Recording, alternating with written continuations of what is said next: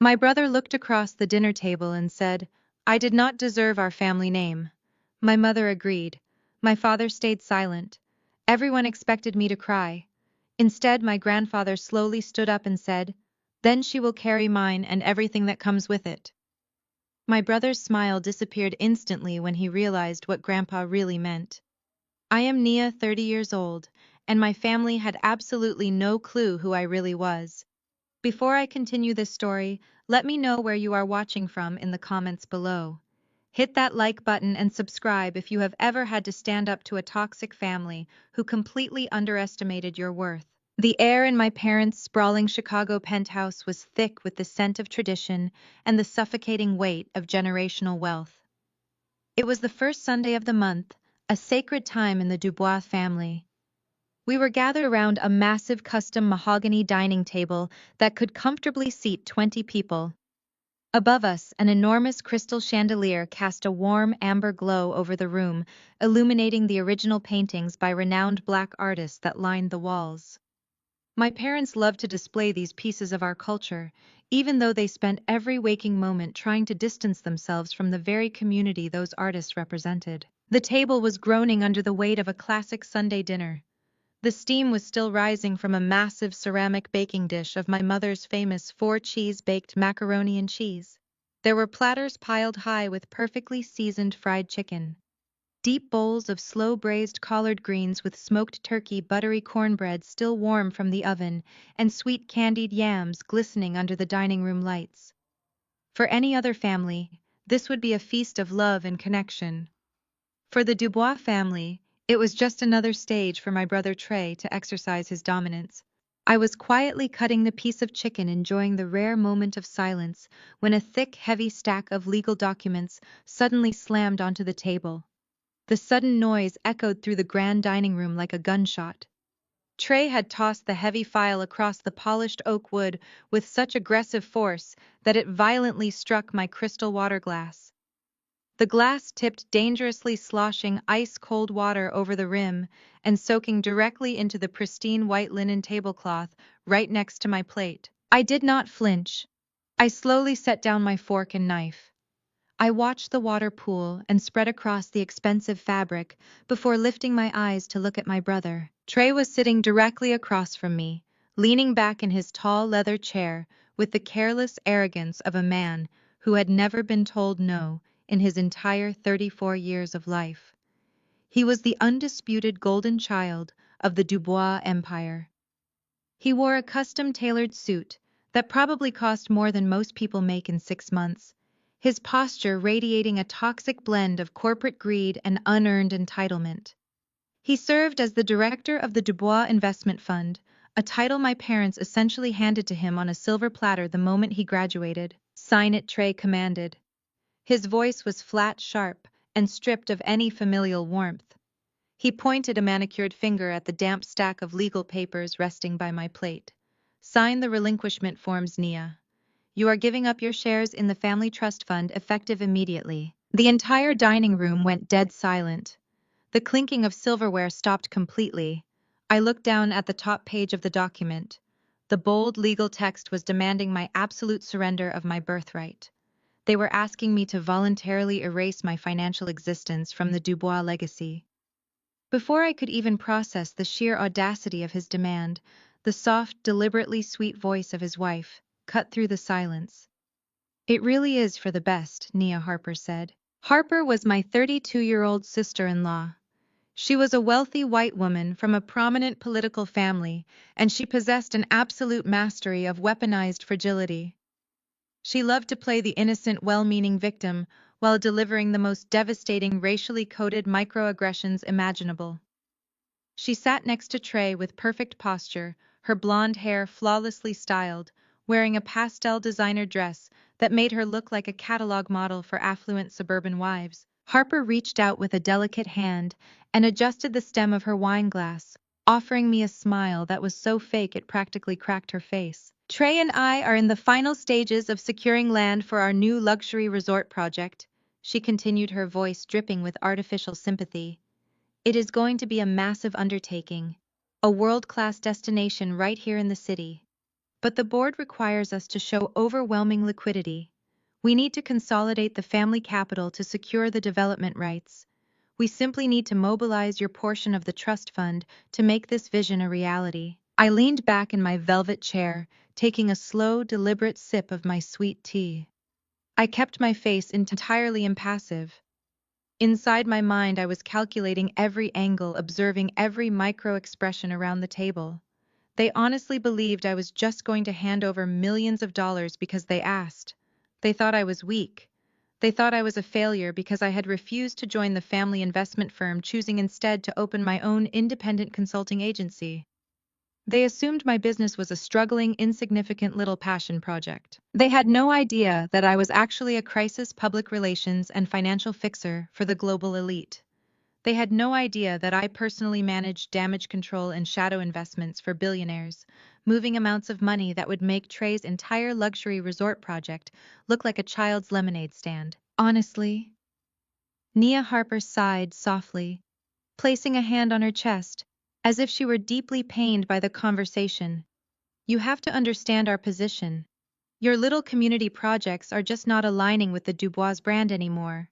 All those initiatives you run down in the slums, those neighborhood centers and youth programs, they are a really bad look for a family of our stature. I felt a cold, sharp focus settle over me.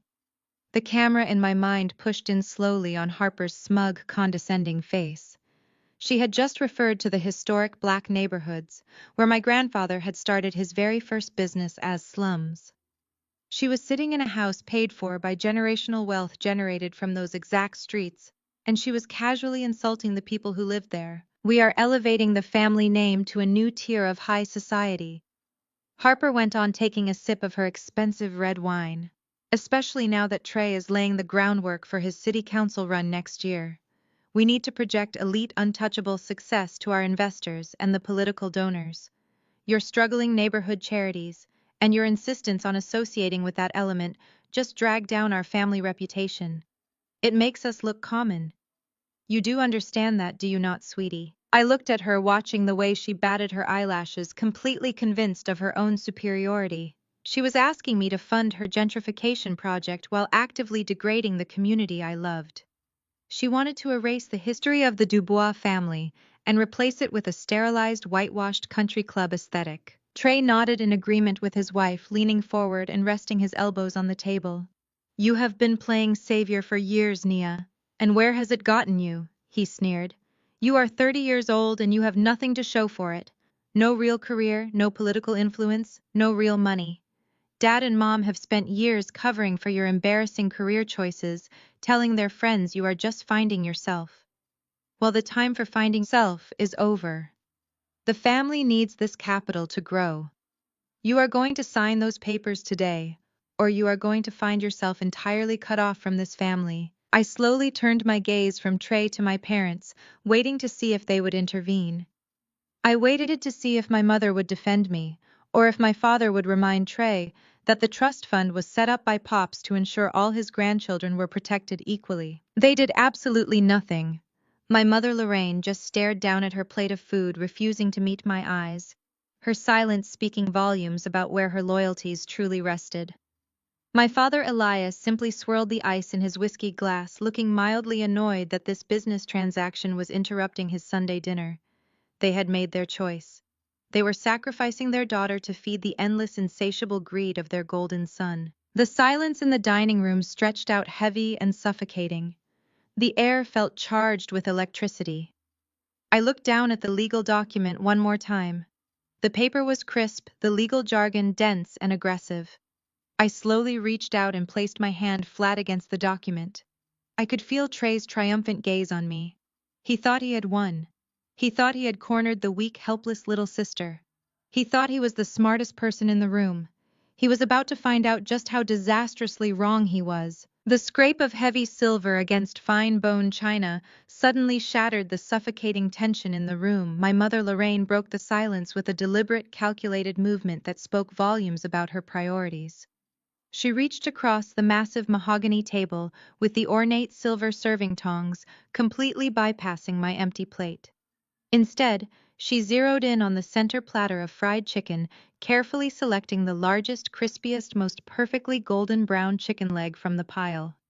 With a motherly fondness she reserved exclusively for one person in the room, she dropped the choice piece of meat onto Trey's plate with a heavy, satisfying thud. She took a pristine white linen napkin and slowly wiped her fingers, refusing to look in my direction. She took a sip of her ice water, swallowed, and finally raised her eyes to meet mine. They were completely devoid of any maternal warmth, replaced entirely by the cold, assessing glare of a corporate board member dealing with an insubordinate employee. "Sign the documents, Naya," she said, her voice smooth but carrying an undeniable edge of absolute authority. "You have embarrassed this house and this family name quite enough."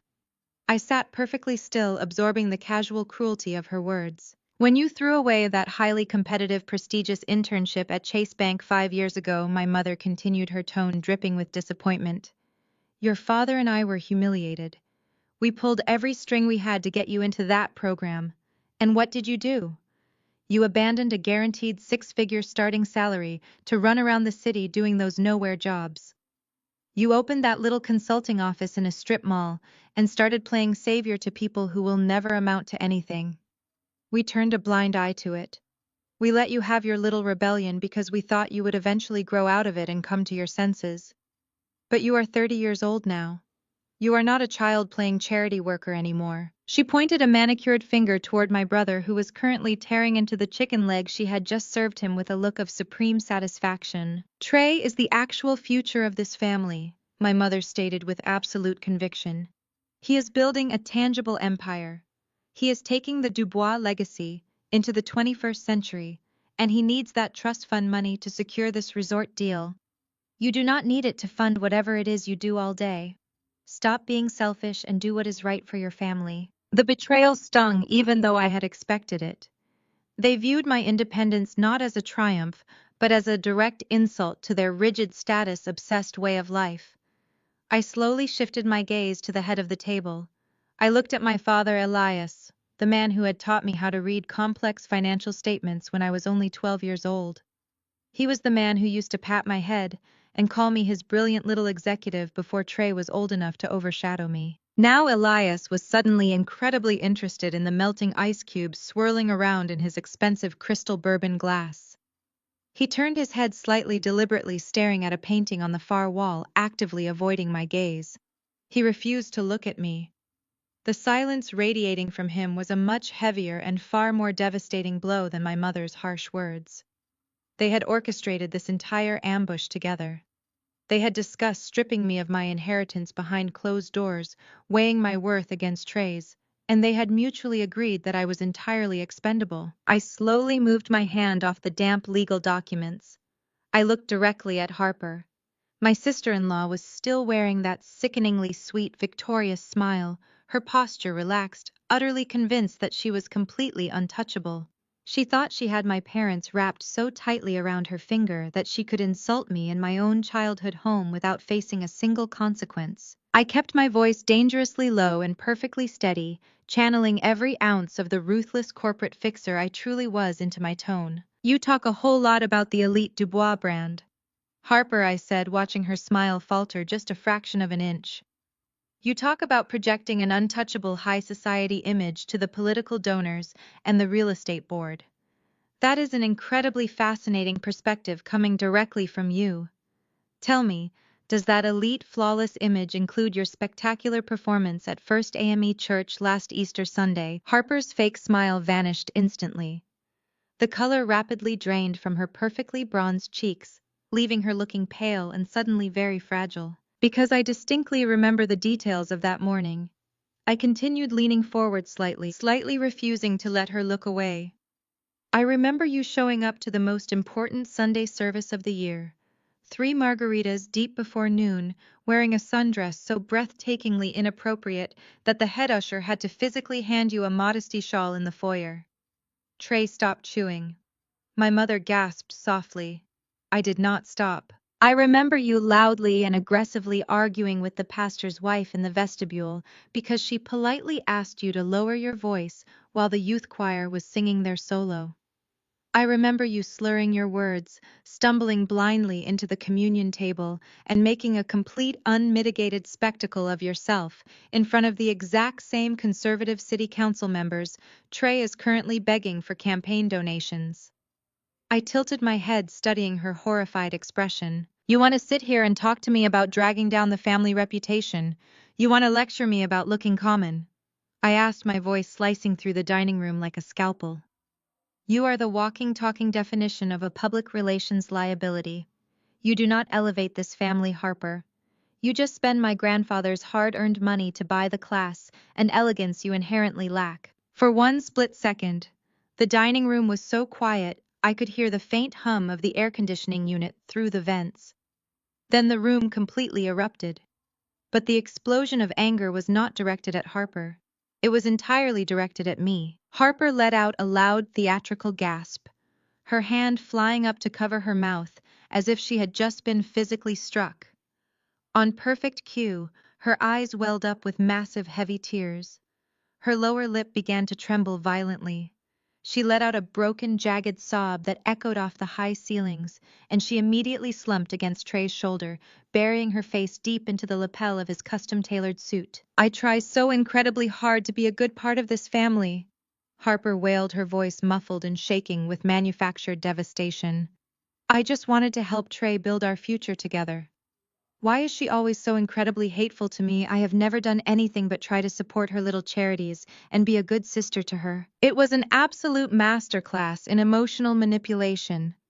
It was the flawless weaponization of white female tears deployed in the center of a wealthy black household, and my entire family fell for it hook, line, and sinker. My mother slammed both of her hands flat onto the dining table, rattling the silverware.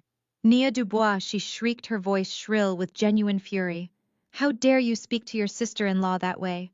She is trying to help secure the financial future of this family. You owe her a sincere apology right this exact second. My father finally looked up from his bourbon glass, his brow furrowed in deep, righteous anger. He pointed a stern finger at me from the head of the table. That was entirely uncalled for, Nia.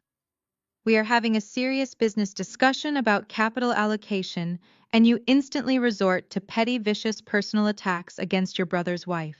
You are acting exactly like a petulant, jealous child. Apologize to Harper immediately. I stared at them in absolute disbelief. They were actively ignoring the fact that Harper had just insulted my life's work, my community, and my entire existence less than 3 minutes ago. They were choosing to comfort the woman who had openly disrespected our culture simply because she had managed to squeeze out a few strategic tears. Trey did not ask for an apology. Trey exploded. He pushed his heavy leather dining chair back with such violent force that it tipped over backwards and crashed loudly onto the polished hardwood floor. He stood up abruptly, his chest heaving, his face flushed dark red with absolute unrestrained rage. He pointed his finger directly at my face, leaning his entire body weight across the ruined Sunday dinner, knocking over a crystal salt shaker in the process. You are a bitter, jealous, pathetic failure, Trey screamed, the veins in his neck bulging against his silk collar. His voice vibrated with absolute contempt, echoing loudly through the large estate. You sit there acting so high and mighty, pretending you have some sort of moral superiority, while you contribute absolutely nothing of value to this legacy. You resent Harper because she is actually building a real future with me, while you play in the dirt with people who do not matter. I did not break eye contact. I let him scream, memorizing every single word he was saying, filing it away for the exact moment I would utterly destroy his life. You are a parasite, Nia. Trey continued, spitting the words across the table. You drain our parents' patience, you embarrass this family with your poverty and your lack of ambition, and you stand directly in the way of real, tangible financial progress. You do not belong at this dinner table.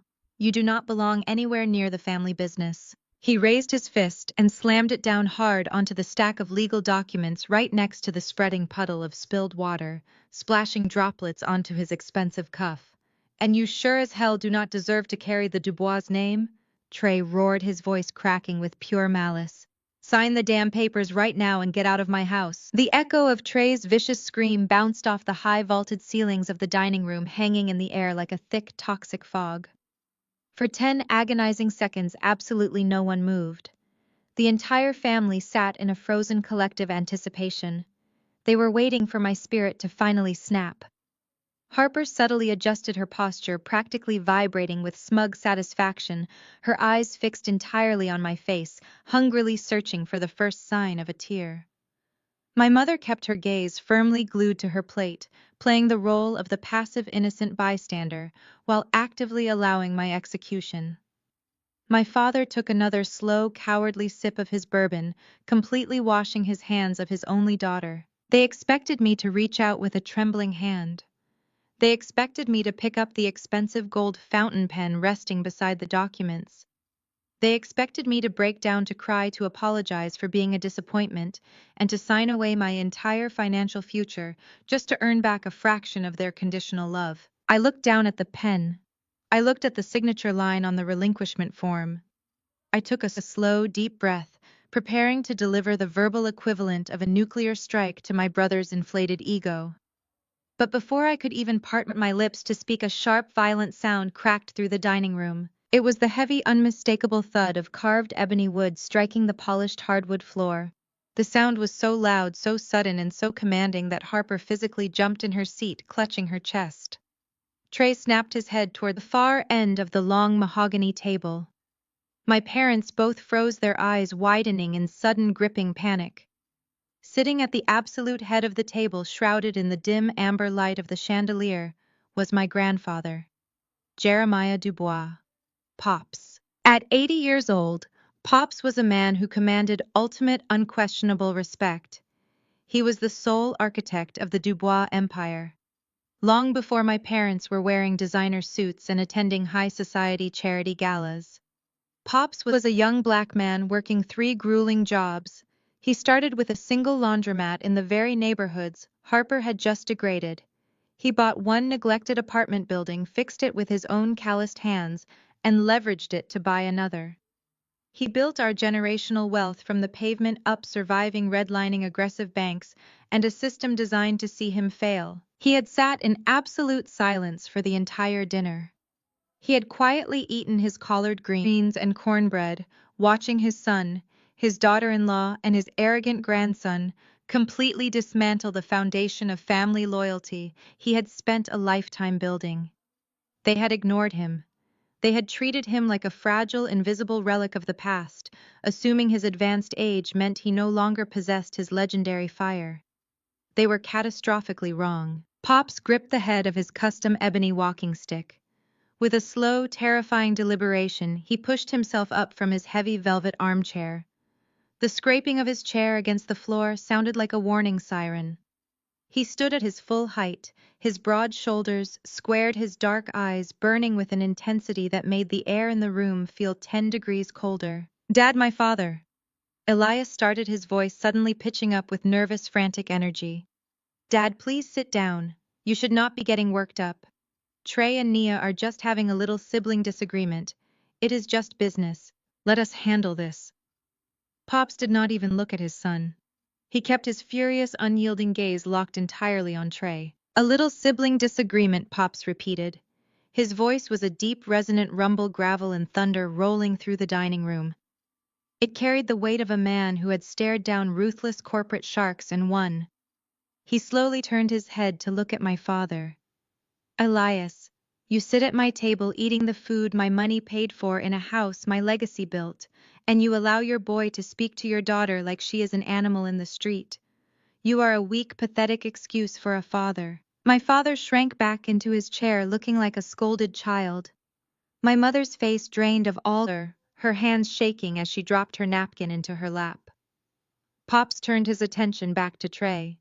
He took one slow, heavy step forward. The tap of his cane echoed again. "You think you are a king, Trey Pops," said his voice dropping to a dangerously quiet volume. "You wear those expensive suits and you sit in boardrooms playing with spreadsheets, and you actually believe you built this empire. You did not build a single thing in your entire life. You inherited a kingdom, and you act like you conquered it." Trey's jaw tightened.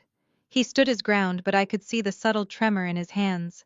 "Grandpa, you do not understand the market right now," Trey argued, trying to mask his panic with corporate arrogance. "Nia is an active liability to our brand. The investors want a clean, streamlined family front. She refuses to assimilate. She refuses to contribute to the fund. She does not deserve to benefit from the Dubois name while she actively drags it through the mud. Pops let out a short, harsh laugh that held absolutely no humor. The Dubois name, Pops said, tasting the words as if they were bitter. You talk about this name like it is a corporate trademark. You talk about it like it is a country club membership. This name was forged in the exact same neighborhoods you and your shallow, empty-headed wife just called slums. Harper gasped, her face flushing crimson, her fake tears drying up instantly as the spotlight of my grandfather's wrath hit her directly. Nia is the only person at this table who actually understands what the Dubois name means. Pops roared, his voice suddenly booming with terrifying power. She is the only one building up our people instead of stepping on their necks to climb a social ladder, built by people who will never truly accept you. Pops lifted his ebony cane and pointed it straight at Trey's chest. The entire room stopped breathing. You say she does not deserve to carry the Dubois name, Pops growled, his eyes narrowing into dark, lethal slits. If my granddaughter does not deserve to carry this name, then she will be the only one to carry my name, and she will take over absolutely everything that comes with it. The silence that followed was absolute and deafening. The words hung in the air, heavy and fatal. Harper's perfect calculated mask completely disintegrated. Her jaw literally dropped open, her eyes darting frantically between Trey and Pops. My mother let out a small strangled noise of pure horror. My father shot up from his chair, knocking his bourbon glass over the amber liquid spilling across the table. Dad, you cannot possibly mean that, Elias stammered, holding his hands up defensively. You cannot rewrite the trust. You cannot bypass Trey. The board will not allow it. The development deal will collapse. I own the board, Pops shouted back, slamming his cane down so hard I thought the floorboards would crack. I own the trust. I own the land you are trying to sell, and I own the very chair you are sitting in. I am revoking your authority, Elias, and I am cutting your greedy, arrogant son out of the succession plan completely. Nia is the sole heir. It is done. Trey's face morphed from arrogant superiority to absolute unhinged desperation. His entire carefully constructed reality was being ripped away from him in a matter of seconds. The golden child was being stripped of his crown. He looked at me sitting calmly in my chair, and then he looked at his grandfather. His breathing became erratic, his chest heaving as the narcissistic injury completely consumed his mind. He lost whatever tiny fraction of respect he had left. You are crazy! Trey screamed, his voice cracking, completely losing his mind. He violently slammed his hands onto the table, leaning aggressively toward the 80-year-old patriarch. You are out of your mind. You are a senile, delusional old man, and you have no idea what you are doing. Trey frantically dug his hand into his tailored suit pocket and ripped out his smartphone. His fingers were shaking so violently he almost dropped the device. He glared at my father, his eyes wild and manic. Dad, do not just stand there, Trey yelled, waving the phone in the air. I am calling the corporate lawyers right now. We are not letting this old fool destroy our future because he has a soft spot for this failure of a sister. We are calling an emergency board meeting. We will file an injunction. We will have him declared medically incompetent. We are stripping him of his asset control first thing tomorrow morning. I sat back in my chair watching my brother declare open warfare on the man who had given him everything. The hook was set. The line was drawn. Trey thought he could outmaneuver the founder of the Dubois empire with a few legal threats. He thought this was just a simple boardroom takeover. He had absolutely no idea that he had just signed his own financial death warrant, and I was going to be the one to execute it. The drive back to my penthouse that Sunday night was completely silent. I did not turn on the radio. I did not call a friend to vent. I simply watched the city lights blur past the windows of my car, my mind constantly replaying the absolute panic in Trey's eyes when Pop stripped him of his power. I knew my brother intimately. I knew he would not take this public defeat lying down. A narcissist backed into a corner will always resort to the most destructive, underhanded tactics available. I just did not expect him to stoop to attempted murder. The next morning began like any other Monday. I woke up at 5 o'clock in my luxury high-rise apartment overlooking Lake Michigan. It was a massive, beautifully decorated space, paid for entirely in cash by my own consulting firm, a fact my family conveniently chose to ignore because it did not fit their narrative of my failure. I was standing in my pristine marble kitchen, holding a cup of black coffee and reviewing overseas market trends on my tablet when my personal phone rang. The caller ID displayed Northwestern Memorial Hospital. Dr. Sterling Pops, primary cardiologist, sounded deeply uncomfortable when I answered the call. He was a brilliant surgeon, a man who rarely sounded rattled, but today his voice was tight with severe bureaucratic anxiety. Miss Dubois, he began, hesitantly clearing his throat. I am calling regarding Jeremiah's scheduled valve replacement surgery tomorrow morning. I am afraid we have hit a significant administrative roadblock. I asked him what he meant, assuming it was a minor insurance glitch or a scheduling conflict. The reality was a cold-blooded execution of power. Dr. Sterling explained that less than an hour ago, my father Elias and my brother Trey had marched directly into the hospital's legal department, accompanied by two aggressive corporate attorneys. They had presented an emergency medical proxy and a temporary financial conservatorship order, signed by a judge they likely bribed. They claimed that Pops was suffering from severe undiagnosed dementia. They argued that his sudden outburst at dinner the previous night was undeniable proof of his cognitive decline and erratic behavior. Using that fabricated legal leverage, they had frozen every single one of my grandfather's personal and medical accounts. The hospital cannot proceed with a high-risk elective procedure when the primary financial guarantor's accounts are locked, and the legal medical proxies are actively withdrawing consent, Dr. Sterling explained, sounding genuinely apologetic and entirely overwhelmed.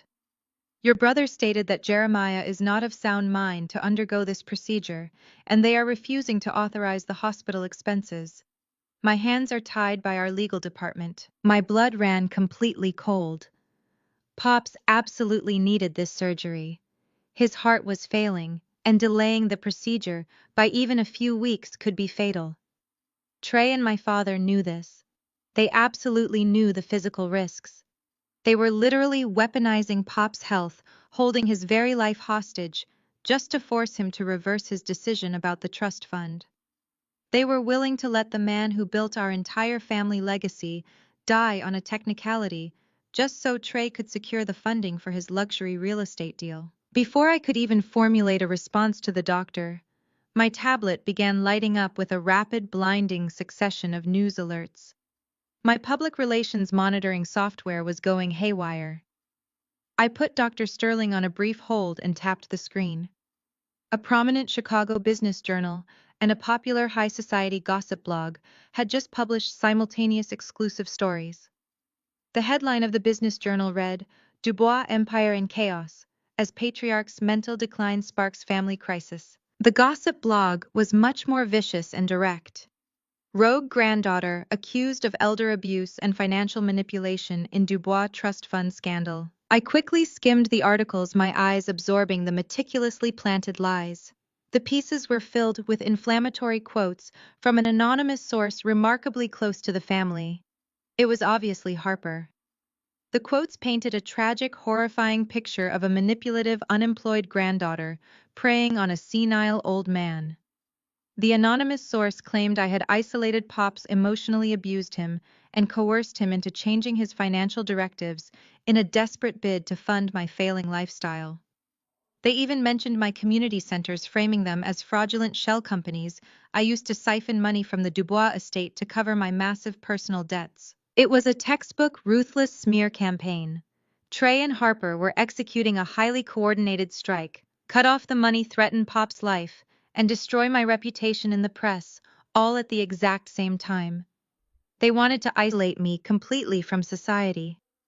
They wanted to make me look so toxic, so greedy, and so desperate that no reputable lawyer would take my case, and no bank would lend me money to fight them.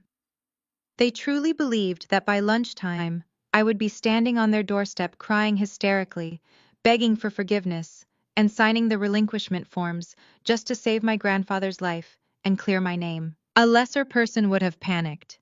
A normal person would have called a lawyer, crying, terrified of the public humiliation and the medical crisis. I did not panic. I did not scream. I did not throw my coffee cup against the wall in a fit of rage.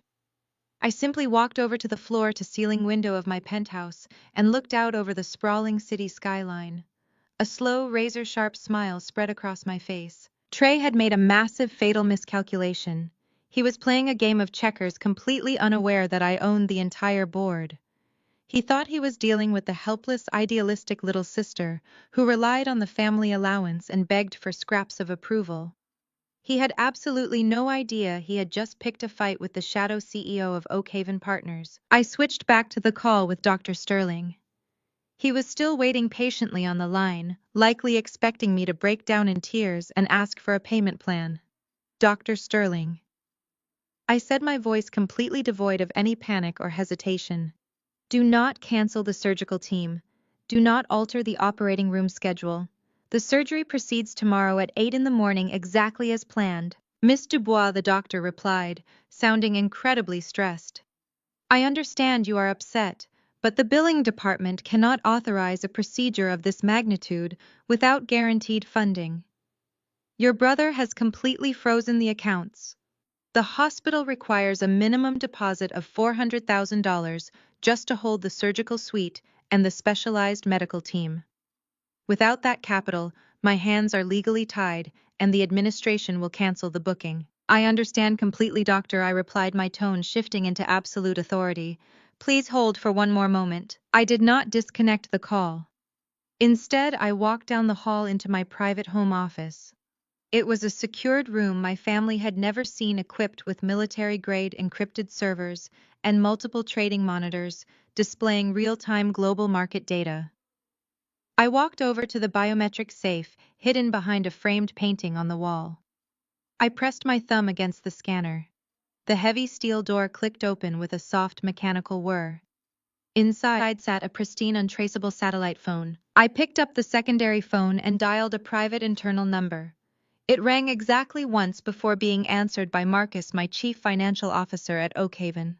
Good morning, Nia, Marcus said, his voice crisp and strictly professional. What do we need today? Marcus, I need an immediate expedited wire transfer. I instructed, my eyes tracking the scrolling financial data on my screens.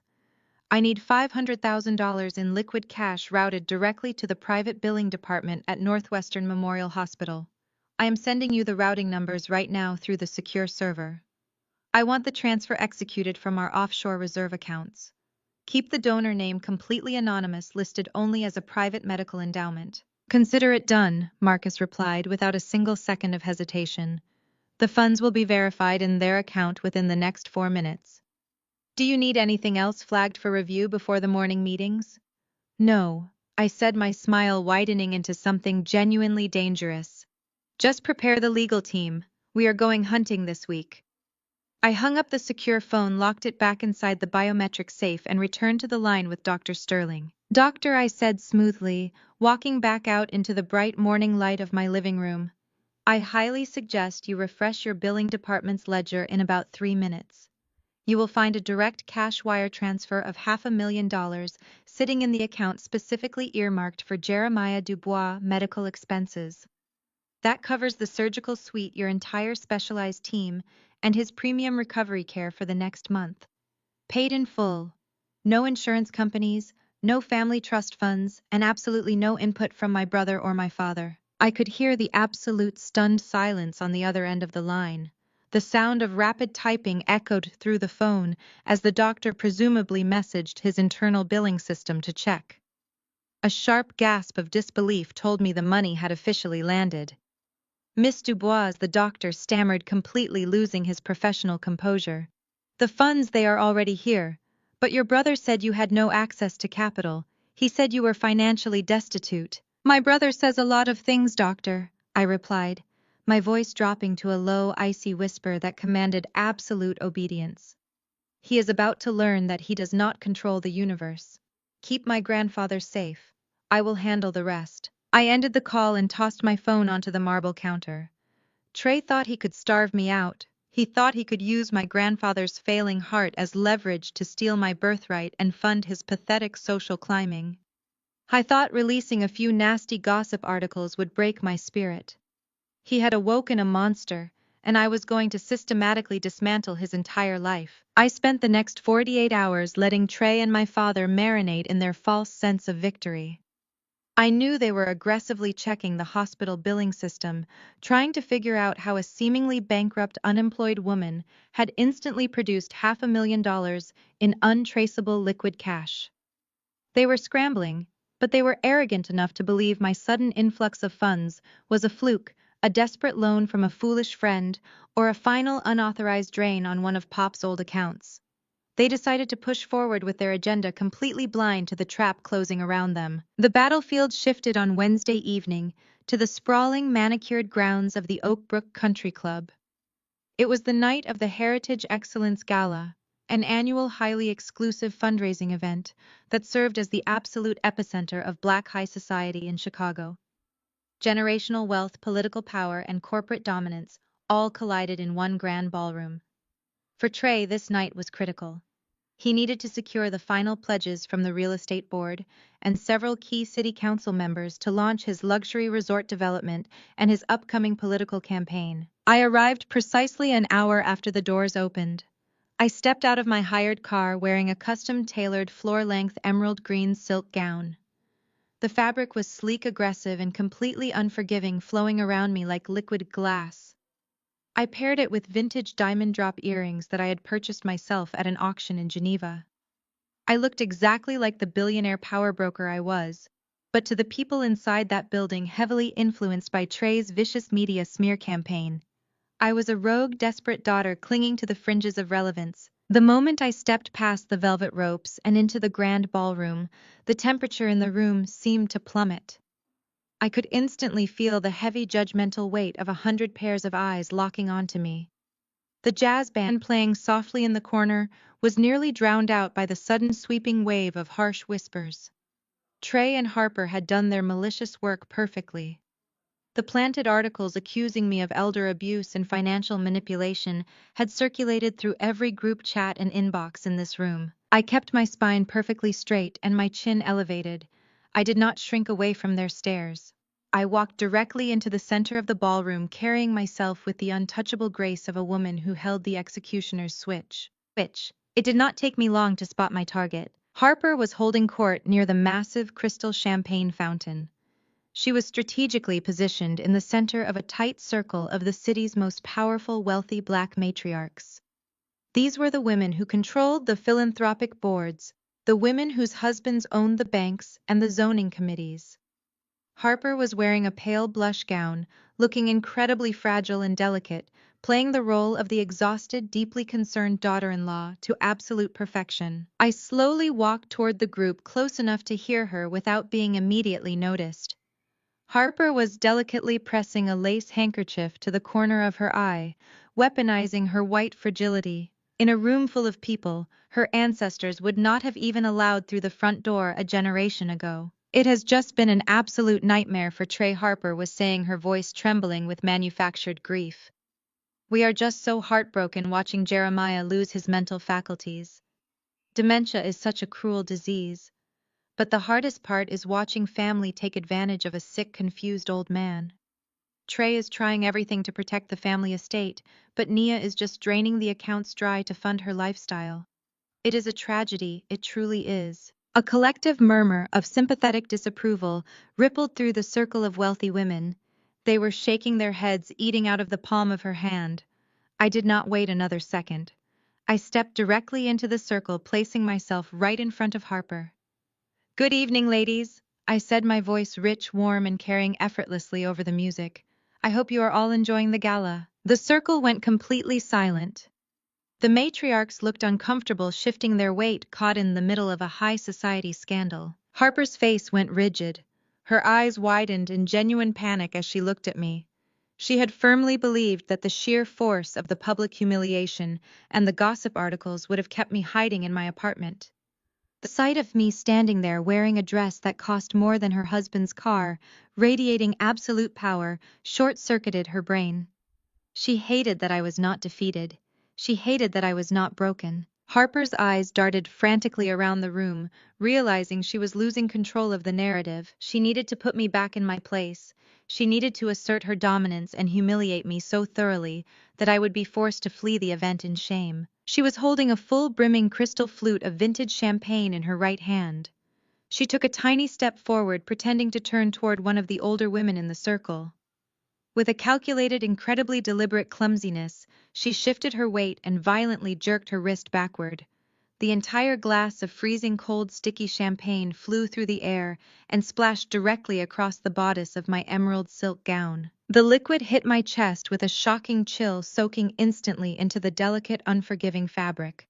A massive dark stain immediately began to spread across the front of the dress, ruining the expensive silk in seconds. The crystal glass slipped from Harper's hand and shattered into dozens of jagged pieces on the marble floor. Several women in the circle let out loud, shocked gasps, jumping backward to avoid the splashing liquid. "Oh my goodness!" Harper shrieked, her voice pitched unnaturally loud, to ensure that every single person within a 50-foot radius turned to look at us. Her hands flew up to cover her mouth in a display of exaggerated theatrical horror. "Nia, I am so incredibly sorry, I just lost my footing." I stood completely motionless. I did not gasp. I did not look down at the ruined silk clinging to my skin. I kept my eyes locked entirely on Harper's face. Beneath her mask of fake shock, I could see the malicious, triumphant gleam in her eyes. She leaned in closer to me, lowering her voice just enough so that only the circle of women around us could hear her next words. "I am so sorry," Nia, Harper sneered, a vicious smirk playing on her lips. "I completely forgot that you are unemployed right now. I know things are incredibly tight with your little strip mall business failing. I sincerely hope you did not have to rent that dress for tonight because you certainly do not have the money to replace it." The cruelty of her words hung in the air, heavy and toxic. She was banking on my pride breaking. She wanted me to run away crying. She wanted to prove to the entire room that I was the poor, pathetic outcast of the Dubois family. Before I could even formulate a response, two figures pushed frantically through the gathering crowd. It was my parents. Elias and Lorraine rushed into the circle, their faces flushed with panic at the sight of a public scene. They took one look at the shattered glass on the floor, the spreading dark stain on my chest, and Harper standing there with her hands covering her mouth. The reaction of my parents was the final, devastating nail in the coffin of our family relationship. My mother did not rush to my side. She did not ask if I was all right. She did not offer me a napkin or her wrap to cover my ruined freezing dress. Instead, Lorraine bypassed me entirely. She grabbed Harper's hands, inspecting them frantically. "Harper, sweetie, are you all right?" Lorraine fussed, her voice thick with maternal concern for the woman who had just assaulted her actual daughter. "Did the glass cut you? Come here, let us get you away from this mess before you ruin your shoes." My father turned on me, his face twisted in a scowl of deep embarrassment. He lowered his voice into a harsh, angry hiss, stepping close to my face so the donors would not hear his exact words, but his aggressive posture was visible to everyone. "Nia, look at what you have done," Elias scolded me, his eyes full of pure contempt. "You cannot even be in the same room as your sister-in-law without causing a disruptive, humiliating scene. You are upsetting Harper in front of the most important board members in the city. You need to leave, right now.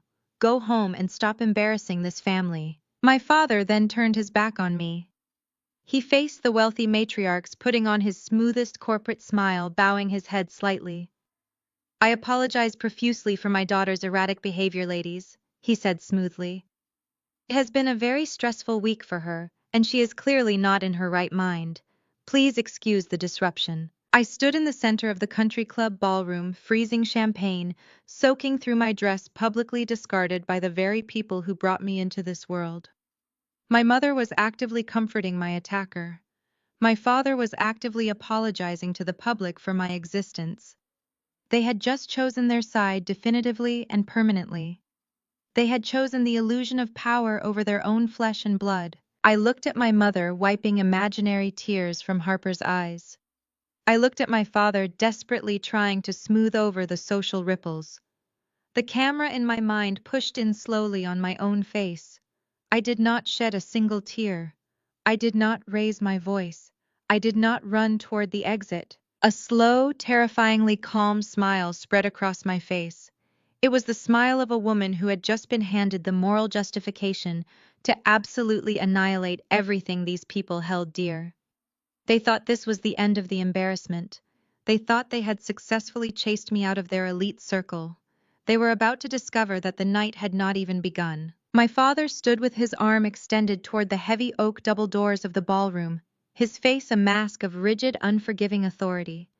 He was giving me a direct order to flee, fully expecting the weight of his disapproval and the collective judgment of Chicago's black elite to crush my spirit. He expected me to hang my head, turn around, and disappear into the humid night air, validating every single malicious rumor they had planted about me in the press. I did not move a single muscle toward the exit. The jazz band in the corner had stopped playing. The low hum of overlapping conversations had completely flatlined. The wealthy matriarchs, the city council members, and the corporate executives were all watching with bated breath, eager to see the disgraced Dubois daughter finally break. My mother was still hovering over Harper, making a grand show of inspecting her pristine, completely dry hands for imaginary cuts from the shattered glass on the floor. A passing waiter had rushed over with a tray, hastily handing Harper a fresh crystal flute of sparkling water to calm her manufactured nerves. She took it, her fingers delicately grasping the stem, preparing to bask in her ultimate social victory. I slowly opened my vintage clutch. I reached inside and retrieved a small monogrammed silk handkerchief. I took one deliberate step forward, completely bypassing my father's outstretched arm. I ignored my mother entirely. I closed the physical distance between Harper and myself until we were sharing the exact same breathing space. My parents instinctively tried to step between us, but the sheer radiating authority in my posture froze them instantly in their tracks. I was no longer playing the role of the outcast sister. I was operating in my true element. I raised the silk handkerchief and gently, methodically began to dab at the freezing champagne soaking into my emerald gown. I kept my eyes locked onto Harper's face. The malicious, triumphant gleam in her eyes began to falter, replaced by a sudden, creeping confusion. She did not understand why I was not crying. She did not understand why I was not running away. I leaned in closer, my face just inches from hers. The scent of her heavy, expensive floral perfume mixed with the sharp tang of the spilled alcohol. I lowered my voice into a perfectly calibrated, icy whisper, ensuring that my words would only reach her ears, shielding the exact details of her impending destruction from the surrounding crowd. This dress cost $12,000. I whispered, my tone smooth and razor-sharp. It is a minor inconvenience, but it is absolutely nothing compared to the massive financial crater you are about to fall into. Harper's breath hitched. She tried to lean back, but I stepped closer, trapping her in my orbit. I know exactly how you and Trey have been funding your new elevated high society lifestyle. I continued softly, my eyes tracking the sudden erratic pulse beating frantically at the base of her neck. I know about the offshore Swiss reserve account. I know about the shadow corporation registered in the Cayman Islands. And I know that Trey illegally diverted $3 million of investor capital from the Dubois family commercial fund to purchase that 90-foot luxury yacht for your birthday last month. Harper's face drained of all color.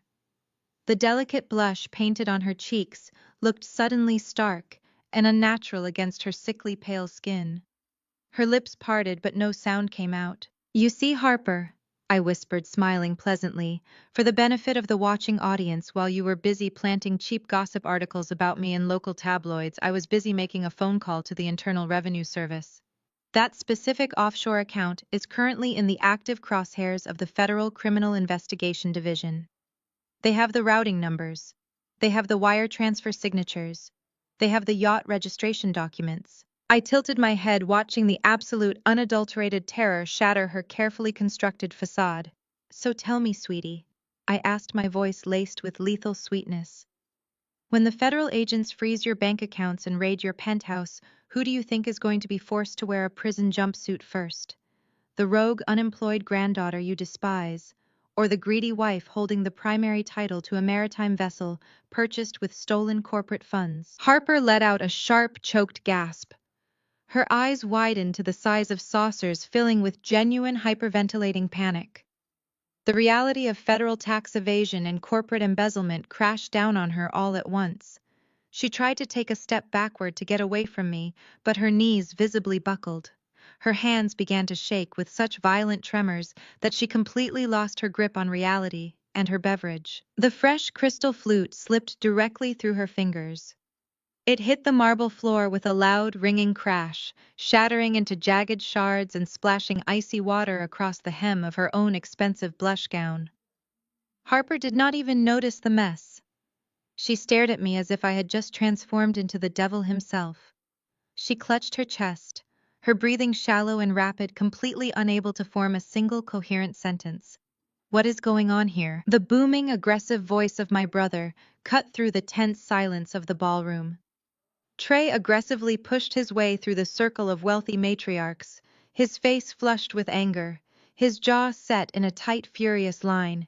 He had been across the room schmoozing with the real estate board, but the sound of the second shattered glass had drawn his immediate attention. He stormed into the center of our circle, taking one look at Harper's pale, trembling form and my calm, composed posture.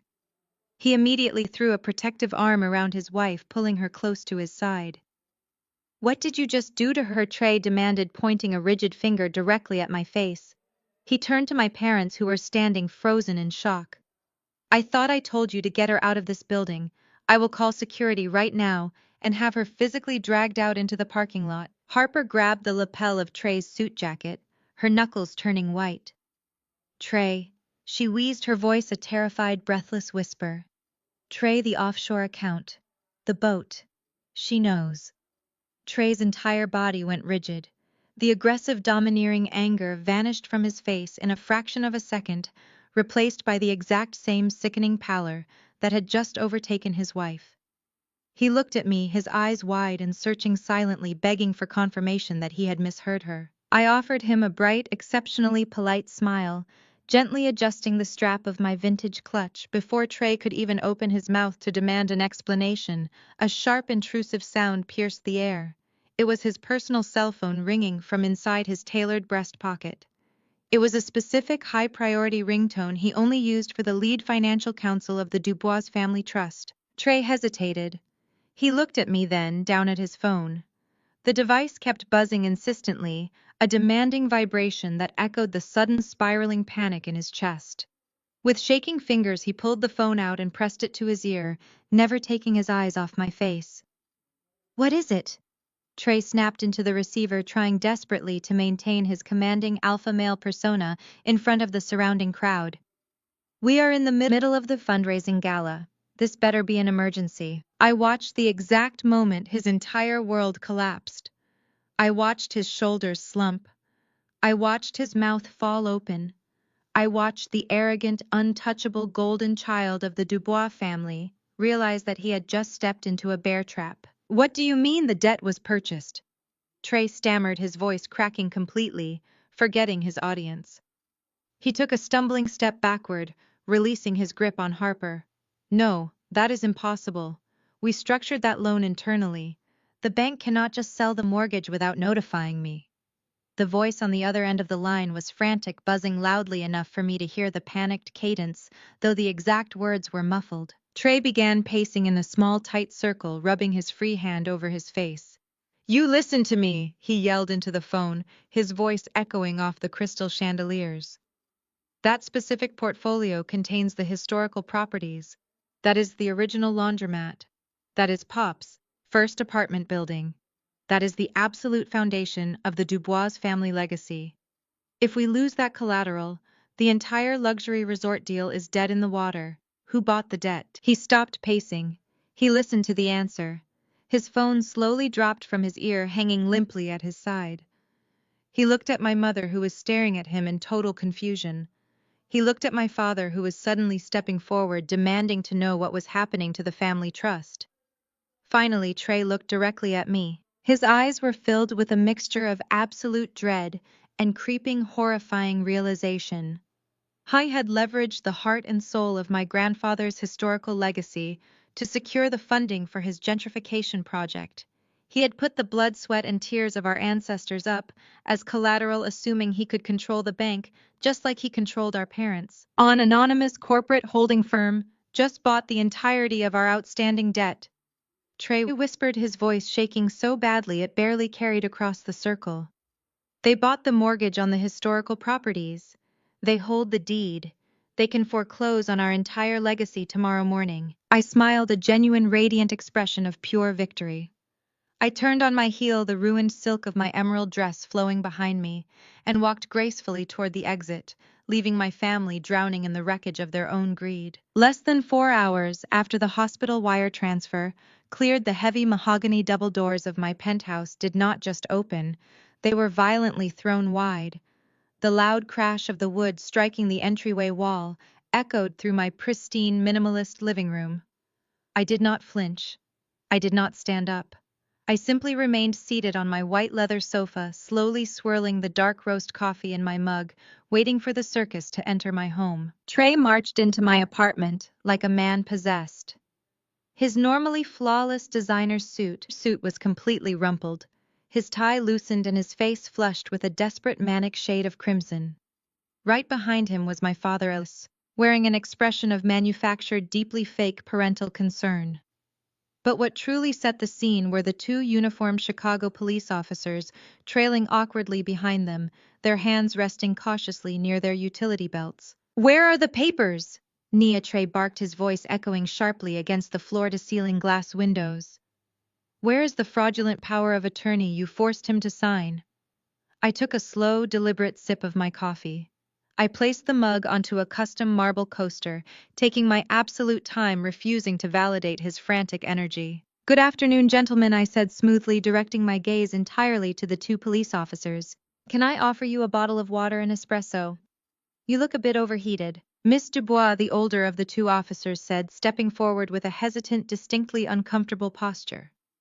He glanced around my immaculate multi-million-dollar penthouse, clearly realizing that this did not look like the scene of a crime.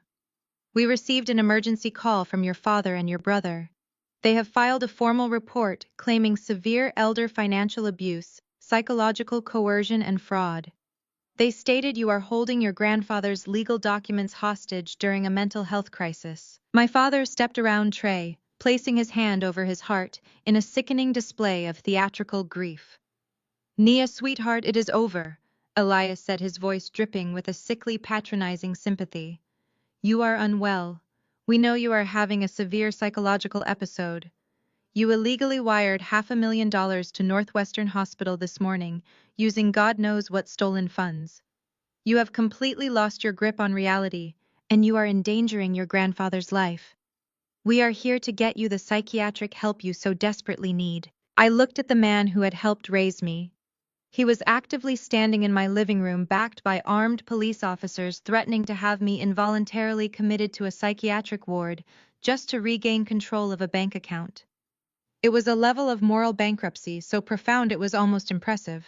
Trey could not contain his seething impatience. He stepped closer to me, his chest heaving. "We brought the police to execute an involuntary psychiatric hold," he sneered, pointing a trembling finger at my face.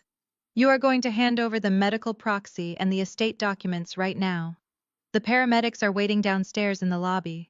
You are going to be escorted out of this building in a straitjacket if you do not comply." I leaned back into the soft leather of my sofa, crossing my legs elegantly.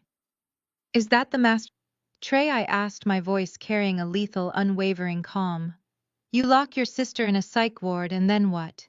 What happens to Pops?" Trey let out a harsh, arrogant laugh, completely emboldened by the presence of the police. He actually believed he had already won. He believed I was cornered. "Pops is going exactly where he belongs," Trey stated, his eyes wide and manic with greed. "We have a highly secure, locked memory care facility in upstate New York, ready to receive him by tomorrow night. He is senile, Nia. He is completely incompetent. And once a state judge declares him medically unfit, his ridiculous little stunt from Sunday night is legally void. The temporary power of attorney reverts directly back to me and Dad." And then what? I pressed, keeping my tone lightly conversational, coaxing him to dig his own grave in front of the officers. "What happens to the estate?" "We liquidate the dead weight," Trey snapped proudly, completely incapable of keeping his mouth shut. Horizon Developers is offering $60 million in pure cash for those slums in the historical district. Do you understand what that means? They are going to bulldoze those pathetic decaying apartment buildings and that ancient laundromat, and they are going to build a premier complex of luxury condominiums. It is the deal of a lifetime. It secures my political donors, it secures Harper's lifestyle, and it elevates the Dubois name to the billionaire class. I am not letting you and a brain-dead old man stand in the way of progress. The two police officers shifted uncomfortably on their feet. Even they could hear the absolute unhinged malice in my brother's voice. He was openly admitting his plan to institutionalize his grandfather just to demolish a historic black neighborhood for personal profit. I let a moment of total silence stretch across the room. I wanted Trey to feel the weight of his own words. I wanted him to bask in his perceived victory for just a few seconds longer. I slowly stood up. I smoothed the imaginary wrinkles from my tailored trousers. "You are incredibly ambitious, Trey," I said softly. "And Dad, your dedication to mental health advocacy is truly inspiring." I turned to the two officers, offering them a polite, entirely unbothered smile. "Officers, you are more than welcome to search my apartment. You can look for whatever fabricated documents my family claims I possess. But before you begin tossing my furniture, I highly suggest you wait exactly 15 seconds. Trey scoffed loudly. "What are you talking about? Are you stalling? Officers, arrest her? She is resisting a medical hold." The distinct melodic chime of my private secure elevator interrupted his shouting. The heavy steel doors of the elevator parted smoothly, revealing three people. The first was a tall, incredibly sharp-looking woman in her late 40s, wearing a charcoal gray bespoke suit and carrying a thick leather briefcase. This was Victoria Sterling, the absolute most ruthless, high-powered corporate litigator in the city of Chicago and my personal lead counsel. Flanking her on either side were two massive, highly trained private security contractors from Oak Haven, my consulting firm. Victoria stepped into my living room with the terrifying grace of a great white shark entering a wading pool. She completely ignored Trey and Elias walking directly toward the two police officers. "Good afternoon, gentlemen," Victoria said, her voice commanding immediate, absolute respect. "My name is Victoria Sterling. I am the lead legal counsel for Miss Nia Dubois, and the primary legal representative for the estate of Mr. Jeremiah Dubois." She snapped her briefcase open, pulling out a thick stack of crisp, legally stamped documents. She handed the first set directly to the older police officer. "What you are currently doing," Victoria stated, her tone sharp and precise, "is facilitating criminal trespassing and participating in a deeply illegal, fraudulent harassment campaign." Trey's face went completely blank. What, he stammered, taking a step back. "No, we have a temporary conservatorship order. We filed it this morning." Victoria slowly turned her head to look at my brother, her eyes narrowing with professional disgust. "Your temporary ex parte conservatorship order was officially vacated and thrown out by a federal judge exactly 42 minutes ago," she informed him coldly. She tapped the paper in the police officer's hand. "As you can clearly see right there on page 3, Mr. Jeremiah Dubois underwent a comprehensive 4-hour cognitive evaluation yesterday afternoon, administered by 3 independent board-certified neurologists. He scored in the 99th percentile for mental acuity. He is of sound mind, perfect clarity, and absolute legal competence." My father swallowed hard, his hands dropping to his sides.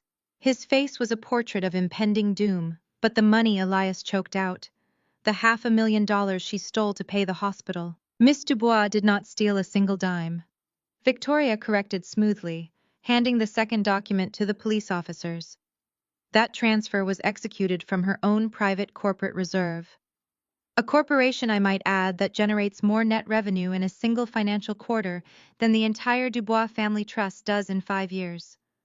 Miss Dubois is the sole legally verified medical and financial proxy for her grandfather by his own completely competent choice." Victoria then reached into her briefcase one final time. She pulled out 2 brightly colored, highly visible legal folders. She walked right up to Trey and shoved the first folder aggressively against his chest. He reflexively grabbed it. She handed the second one to my father. Furthermore, Victoria announced, her voice echoing with total finality, "You have both just been officially served. These are permanent court-ordered emergency restraining orders. You are legally barred from coming within 500 feet of Miss Nia Dubois, Mr. Jeremiah Dubois, or Northwestern Memorial Hospital. If you attempt to contact the surgical team, if you attempt to access the historical properties, or if you step foot in this penthouse again, you will be immediately arrested and jailed without bail." The police officers immediately stepped away from my family. The dynamic in the room flipped instantly. They were no longer here to help Trey. They suddenly realized they had been manipulated into participating in a fraudulent civil dispute by two desperate wealthy men. "Sir," the older officer said, putting a firm, heavy hand on Trey's shoulder, "you and your father need to exit the premises immediately. You have been served. You are trespassing." Trey looked down at the restraining order in his hands. His chest was heaving. He looked at the police officers, then at the private security contractors, and finally his panicked, furious eyes locked onto mine. The realization hit him like a freight train. There was no nursing home. There was no luxury condo development. There was no political campaign. I had anticipated every single one of his moves and completely neutralized him before he even walked through my door. "You cannot do this!" Trey screamed, trying to lunge forward, but the police officer immediately yanked him back, gripping his arm tightly. "You are nothing. You are a nobody." I walked slowly toward him, stopping just out of his reach. I looked him dead in the eye, my voice barely a whisper, yet loud enough to echo in his nightmares. "I am the CEO of Oak Haven Partners," I said, watching his face completely shatter as he recognized the name of the anonymous holding firm that had just bought all of his debt. "And you, Trey, are officially evicted." The two police officers did not hesitate. The sudden introduction of federal legal threats, combined with the terrifyingly composed presence of Victoria Sterling, had completely shattered the illusion of my father and brother being concerned family members. They were now trespassing liabilities. The older officer grabbed Trey by the bicep, physically spinning him toward the entryway. Trey stumbled, his expensive leather shoes slipping awkwardly on the pristine marble floor. He tried to rip his arm away, but the second officer immediately stepped in, placing a firm hand on his opposite shoulder. Elias stood absolutely paralyzed. The man who had spent my entire life dictating the terms of my existence, who had banished me from family dinners and publicly apologized for my behavior just a few nights prior, was now watching his golden child being manhandled out of my home. My father looked at me, his mouth opening and closing, as if trying to formulate a command, but the sheer weight of his complete powerlessness suffocated the words in his throat. Victoria simply pointed toward the door, her expression colder than ice. "Get your hands off me!" Trey shouted, his voice cracking with a pathetic, desperate pitch as the officers frog-marched him into the private elevator corridor. "I am Trey Dubois. I run this city. You cannot do this to me." The heavy steel doors of the elevator slid shut, cutting off his frantic screaming. The profound silence that followed was absolute perfection. Victoria turned to me, offering a sharp, completely professional nod. "The temporary conservatorship has been permanently blocked," she stated, adjusting her briefcase. "They cannot touch Jeremiah legally, medically, or financially. I have a team of private investigators monitoring their movements, and the hospital security has been provided with their photographs. If they even drive past Northwestern Memorial, they will be in handcuffs before they can shift their car into park." "Thank you, Victoria," I said, feeling a genuine wave of gratitude for the woman who had helped me build my empire from the shadows.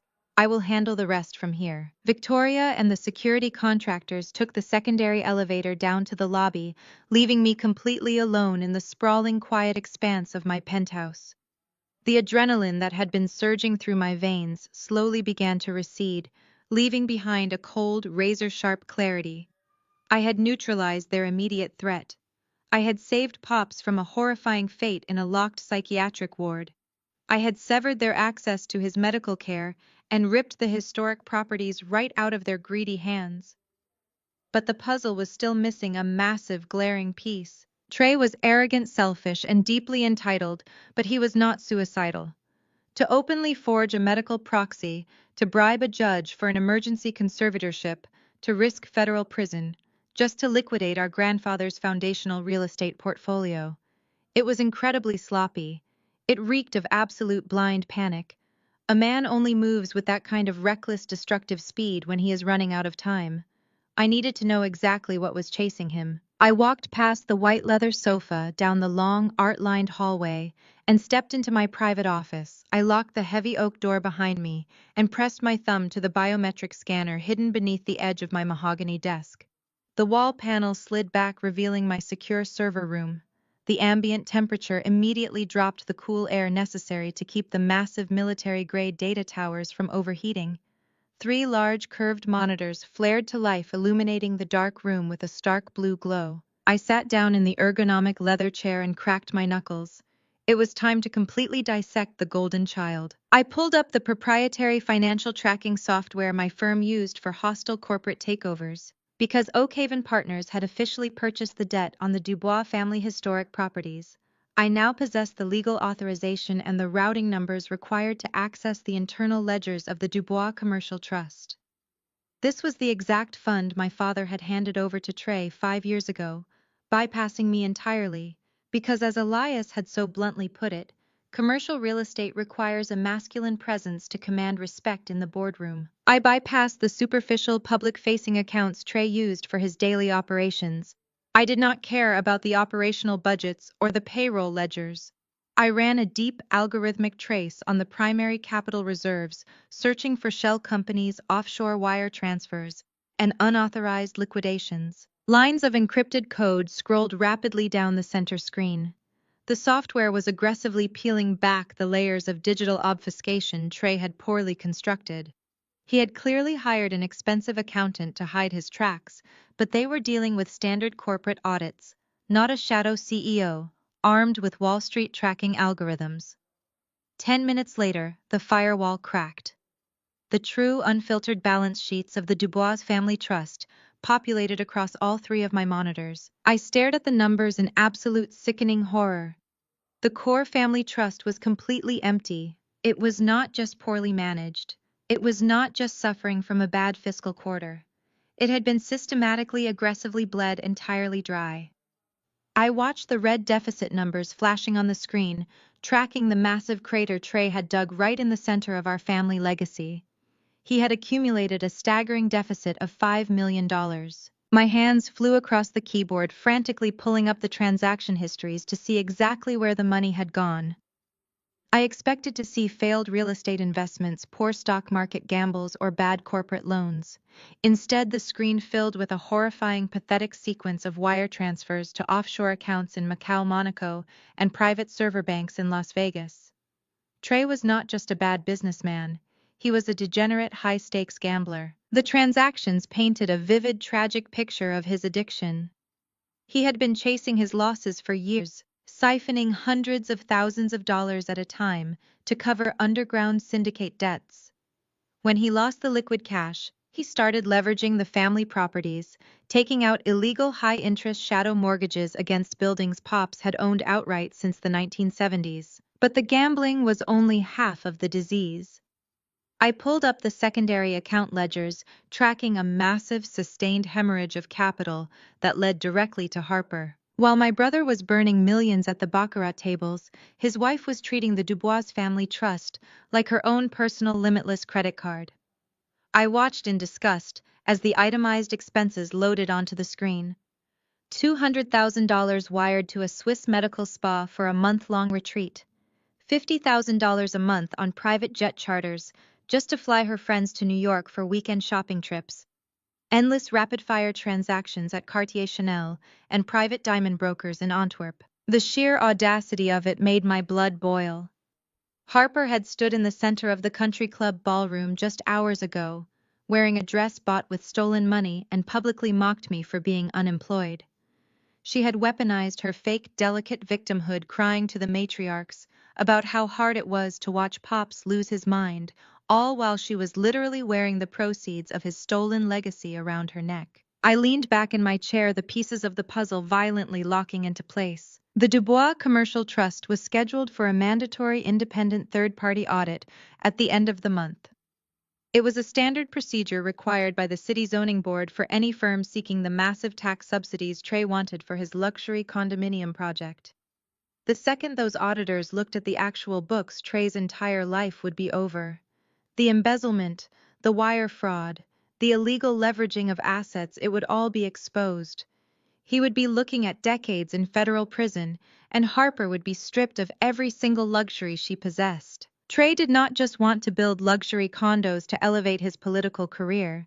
He absolutely needed the $60 million cash payout from the sale of the historic neighborhood to quietly replace the $5 million he had stolen, pay off the remaining syndicate debts, and pocket the rest to maintain his illusion of wealth before the auditors arrived. But Pops had been the roadblock.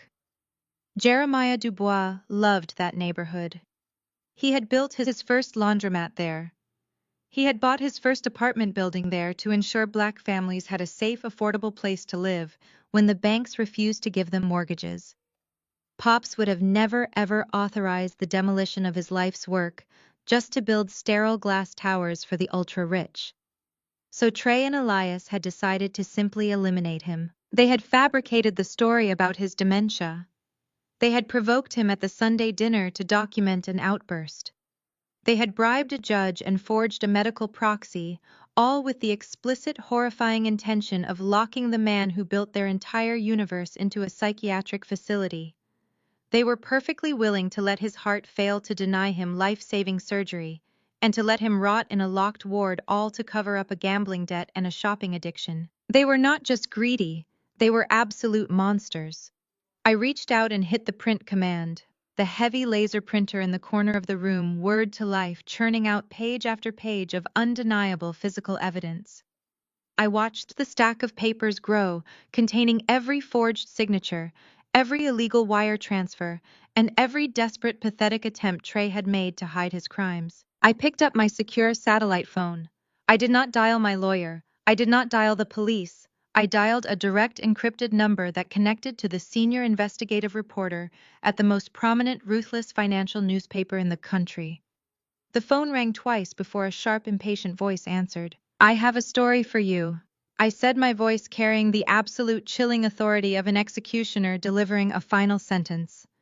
"And I have the exact paper trail to prove it. The Dubois family empire is entirely bankrupt, and the golden child is a fraud. Check your secure inbox in exactly 2 minutes." The morning air was thick with the humid weight of a Chicago summer, but the true suffocating pressure came from the circus erected in the middle of the historic South Side district. Trey was a cornered animal, and a narcissist backed into a corner does not retreat. They doubled down blindly. Despite knowing that Oakhaven Partners held his debt, despite the impending financial audit, my brother chose the most spectacularly arrogant path available. He genuinely believed he could outrun his own ruin. He operated on the delusion that if he could execute the sale of the properties publicly, flanked by local politicians and blinding camera flashes, he could force the transaction through, secure the $60 million payout, and bury his embezzlement forever before my reporter contact published the story. By 9 o'clock on Friday morning, Trey had transformed the street directly in front of Pop's original brick apartment building into a massive, heavily polished public relations event. I watched the live broadcast feed from the secure monitors in my office, tracking his every move before making my own. Trey had spared no expense for his grand finale. A towering stage draped in patriotic bunting had been erected over the cracked pavement. A massive vinyl banner reading, "A New Dubois Legacy," hung across the facade of the very laundromat my grandfather had built with his bare hands. Dozens of folding chairs were filled with city council members, real estate moguls, and wealthy donors. Behind the steel police barricades, the actual residents of the neighborhood stood watching in anxious silence, completely aware that their homes and their community were being auctioned off to the highest bidder. Trey stood at the central podium looking like the perfect visionary young executive. He wore a sharp navy suit, his posture exuding absolute confidence, projecting the illusion of a man who had everything under control. But what truly turned my stomach was the sight of my mother. Lorraine stood directly to Trey's right. She was wearing a pristine white designer suit, her hair immaculately styled, her face radiating absolute sickening pride. She clapped her hands together enthusiastically, beaming at the crowd. She was actively celebrating the destruction of her father-in-law's life work. She was standing shoulder to shoulder with the son who had stolen millions from their family trust, completely indifferent to the trail of deceit and fraud he had left in his wake. As long as Trey maintained the illusion of high society prestige, she was willing to applaud him while he sold our heritage for scrap. My father Elias stood on Trey's left, heartily shaking hands with the mayor of Chicago, playing the role of the dignified patriarch passing the torch. "Thank you all for being here today," Trey announced into the microphone, his voice echoing loudly across the historic block. His tone was smooth, practiced, and dripping with false humility. "Today marks a turning point for this city. For too long, this neighborhood has been left behind, trapped in the past, decaying into a slum that no longer reflects the greatness of Chicago." I watched the screen, my jaw clenching as he blatantly disrespected the safe haven Pops had built for Black families who had nowhere else to go. "It is time for revitalization." Trey continued, gesturing broadly to the properties behind him. "It is time to replace these outdated, crumbling structures with the premier luxury living spaces this district deserves. We are bringing progress. But progress requires difficult decisions, and it requires capable, clear-minded leadership." Trey paused, lowering his head, perfectly mimicking the sorrowful expression Harper had utilized at the country club. "It is with a very heavy heart that my father and I must address the rumors regarding the Dubois family leadership," Trey said, his voice dropping an octave for dramatic effect. "As many of you know, my grandfather Jeremiah Dubois is suffering from severe advanced cognitive decline. It is a tragedy to watch a great man lose his mental faculties. Unfortunately, certain unstable rogue elements within our own family have attempted to exploit his illness, manipulating his confusion to halt this essential development and drag the Dubois name through the mud." My mother nodded solemnly beside him, pressing a hand to her chest in fake sympathy. "That stops today," Trey declared, his voice rising with triumphant authority. "Early this morning, my father and I officially filed an emergency petition with the state Supreme Court to strip all previous medical and financial proxies. We are assuming permanent full legal conservatorship over my grandfather and his estate. We are officially erasing the destructive, erratic individuals who have tried to sabotage this family. The Dubois legacy is secure, and it moves forward with me." The crowd erupted into enthusiastic applause. The sycophants and the paid developers cheered loudly, thrilled by the promise of lucrative construction contracts. My mother clapped the hardest, a wide, victorious smile plastered across her face. They truly believed they had won. They believed that public perception would override legal reality. Trey turned away from the podium and gestured to a large draped table positioned at the center of the stage. He invited the CEO of Horizon Developers and the mayor to step forward. "Today, right here on the ground where our family began, we are signing the binding contract to transfer this land to Horizon Developers," Trey announced, his eyes gleaming with unadulterated greed. "A $60 million investment in the future." The press photographers rushed the edge of the stage, their camera shutters firing like strobe lights. The CEO of Horizon Developers, a tall, imposing man, smiled and unrolled the massive ceremonial contract on the table. He produced a heavy, gold-plated fountain pen and handed it directly to my brother. Trey took the pen. He looked out over the crowd, basking in the absolute pinnacle of his unearned glory. He leaned over the table, pressing the gold nib of the pen against the thick parchment paper. He was exactly one signature away from securing the cash he needed to hide his embezzlement. He never got to write the first letter. The low, rumbling roar of heavy, high-performance engines violently cut through the applause. The sound was not the standard hum of city traffic. It was the deep, synchronized growl of military-grade machinery. The crowd turned their heads in unison. The press photographers lowered their cameras, their lenses shifting toward the end of the block. Trey froze the gold pen, hovering a fraction of an inch above the paper. His arrogant smile slowly vanished, replaced by a sudden creeping shadow of confusion. A motorcade of 4 massive jet-black, heavily armored SUVs turned the corner and drove directly onto the restricted event grounds. They did not slow down for the police barricades. They did not stop for the event coordinators waving their clipboards. The lead SUV simply pushed through the plastic barriers, the heavy steel grille of the vehicle snapping them like twigs. The four vehicles rolled in perfect intimidating formation, driving right down the center of the street and coming to a flawless synchronized halt directly in front of the press stage. The sheer dominating presence of the motorcade sucked all the air out of the venue. The mayor took a nervous step backward. My mother's hands dropped to her sides, her pristine white suit suddenly looking incredibly fragile against the imposing black vehicles. The doors of the four SUVs opened simultaneously. A dozen men and women stepped out onto the pavement. They were not wearing casual event attire. They were dressed in razor-sharp, immaculate corporate suits carrying briefcases and leather portfolios. This was not a security detail. This was a tactical strike force, composed of the most terrifying elite corporate litigators and federal compliance attorneys in the country.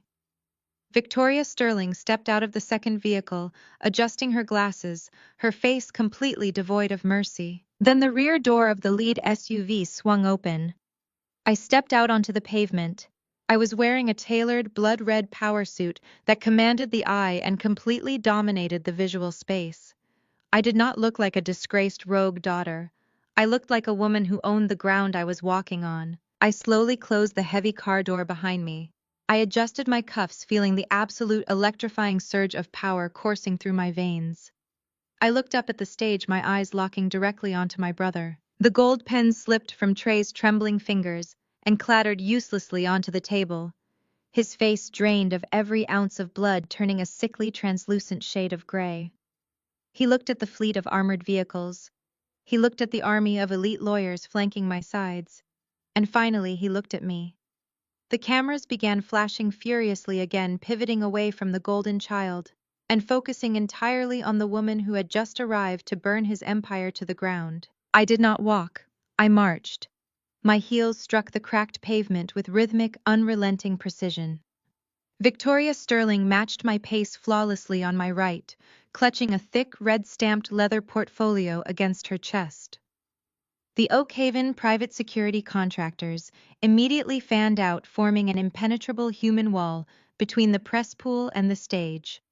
The murmurs of the crowd erupted into a chaotic symphony of shouted questions and rapid camera clicks. Trey's face morphed from ashen panic to a violent, desperate rage.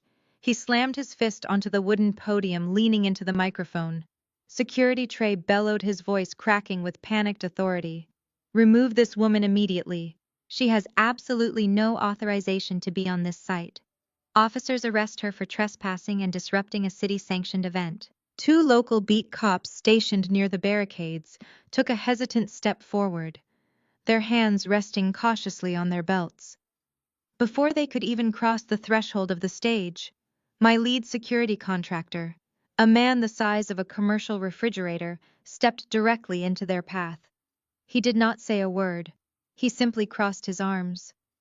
The officers stopped dead in their tracks, looking nervously between the giant blocking their path and the federal attorneys swarming the perimeter. "Get her out of here!" Trey screamed, pointing a shaking finger at me. "I have a court order. I am the legal conservator of this estate." I climbed the 3 wooden steps onto the stage. The Horizon Developers CEO took a very deliberate step backward, his eyes darting between my brother's unhinged meltdown and my absolute chilling calm.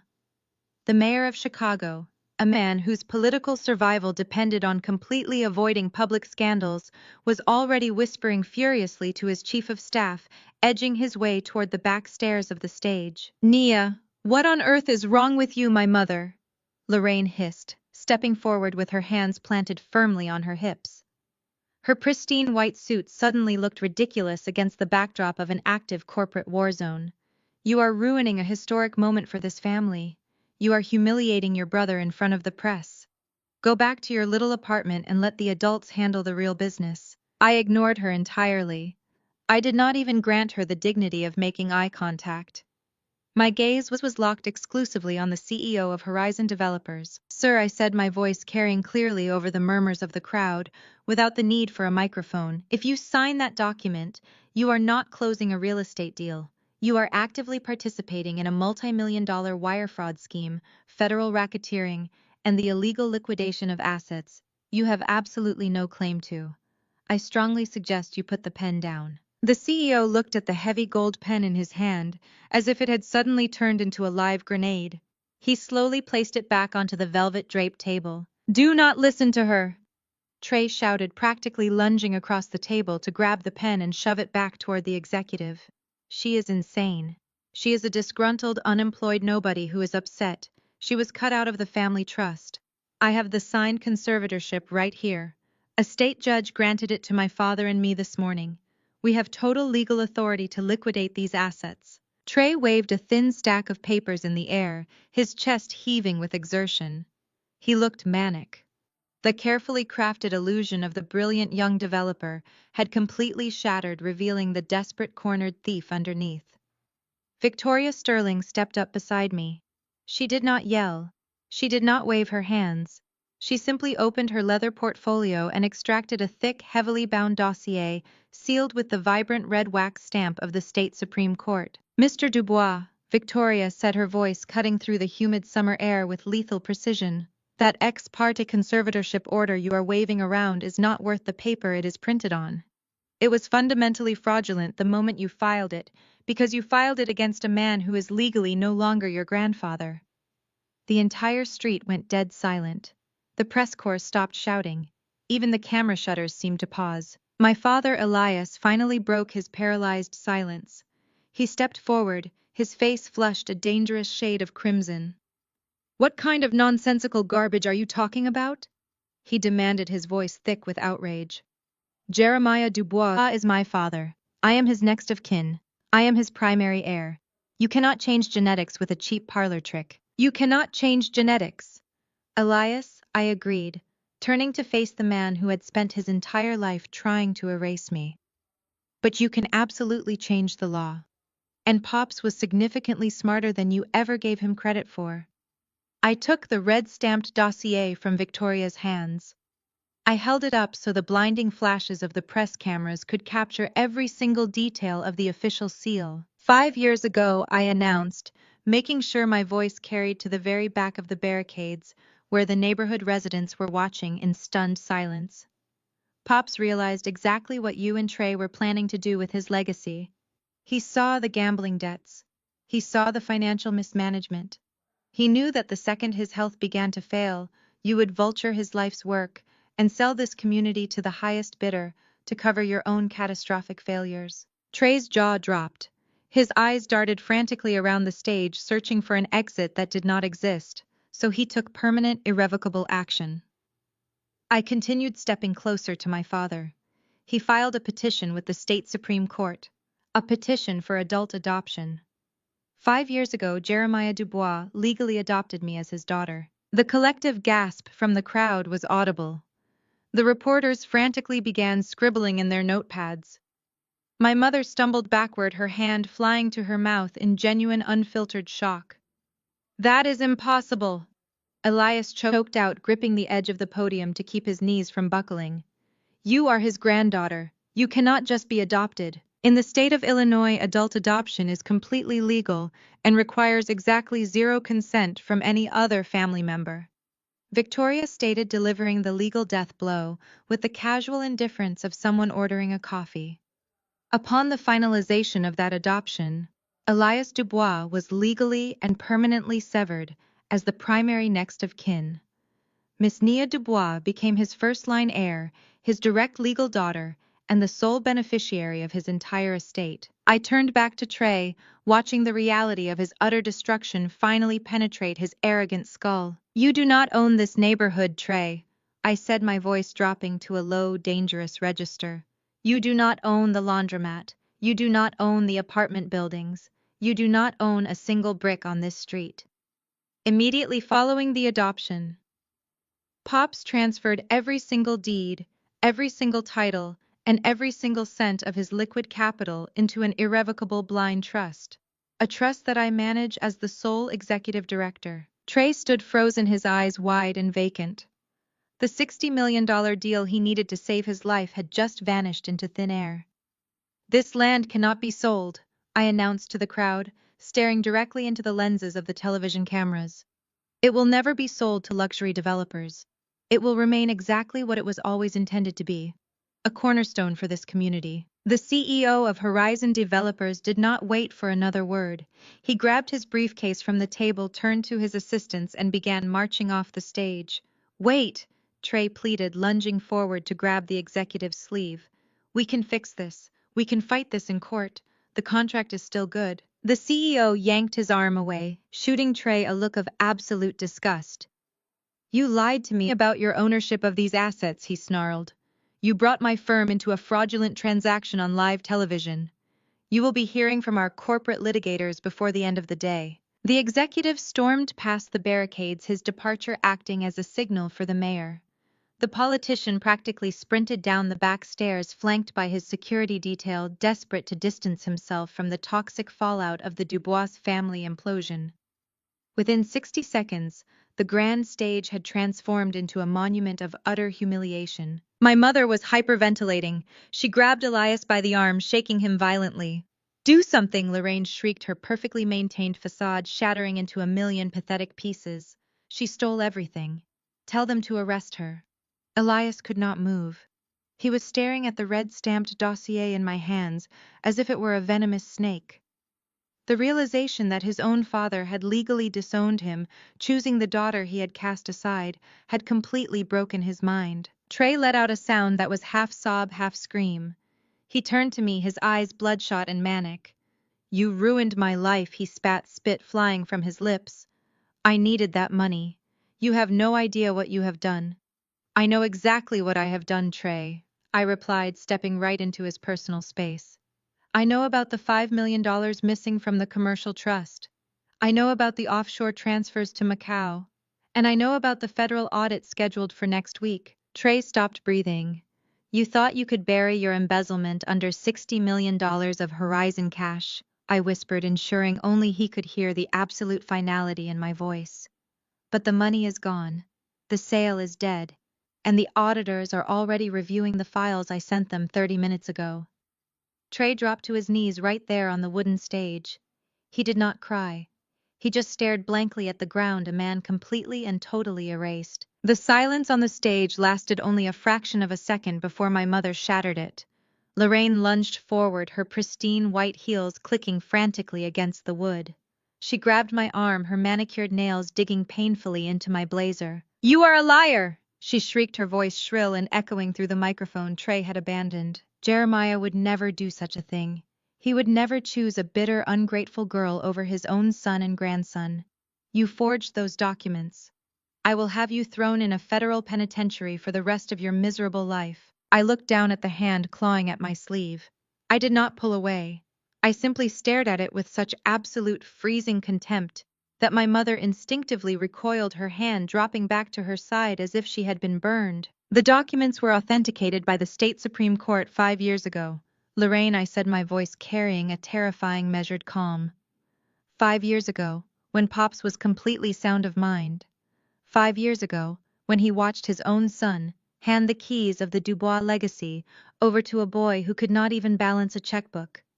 He knew exactly what he was doing, and he did it to protect this family from you." Elias stepped up beside his wife, his chest puffed out in a pathetic display of hollow authority. His face was a dark, dangerous shade of purple. "You manipulated a sick old man," Elias sneered, pointing a trembling finger at my face. "You poisoned him against his own blood. You are a parasite, Nia. But this little stunt changes nothing. I am still his biological son. I will tie this up in probate court for the next 2 decades. I will drain every cent of that trust in legal fees before I ever let you see a dime of it." Victoria Sterling stepped smoothly between my father and me, a lethal smile playing on her lips. "You are welcome to try, Mr. Dubois," Victoria said, her tone dripping with professional mockery. "But to tie something up in probate court, you need capital to pay a legal team.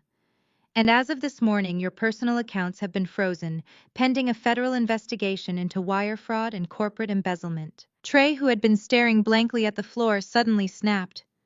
The catatonic shock shattered, replaced instantly by the wild, thrashing desperation of a drowning man. He scrambled to his feet, his tailored suit wrinkled, his hair disheveled. He looked less like a corporate visionary and more like a feral animal. "Shut up!" Trey screamed, his voice cracking violently as he stepped toward Victoria. "You shut your mouth! You have no idea what you are talking about. I am the CEO of the Dubois Commercial Trust.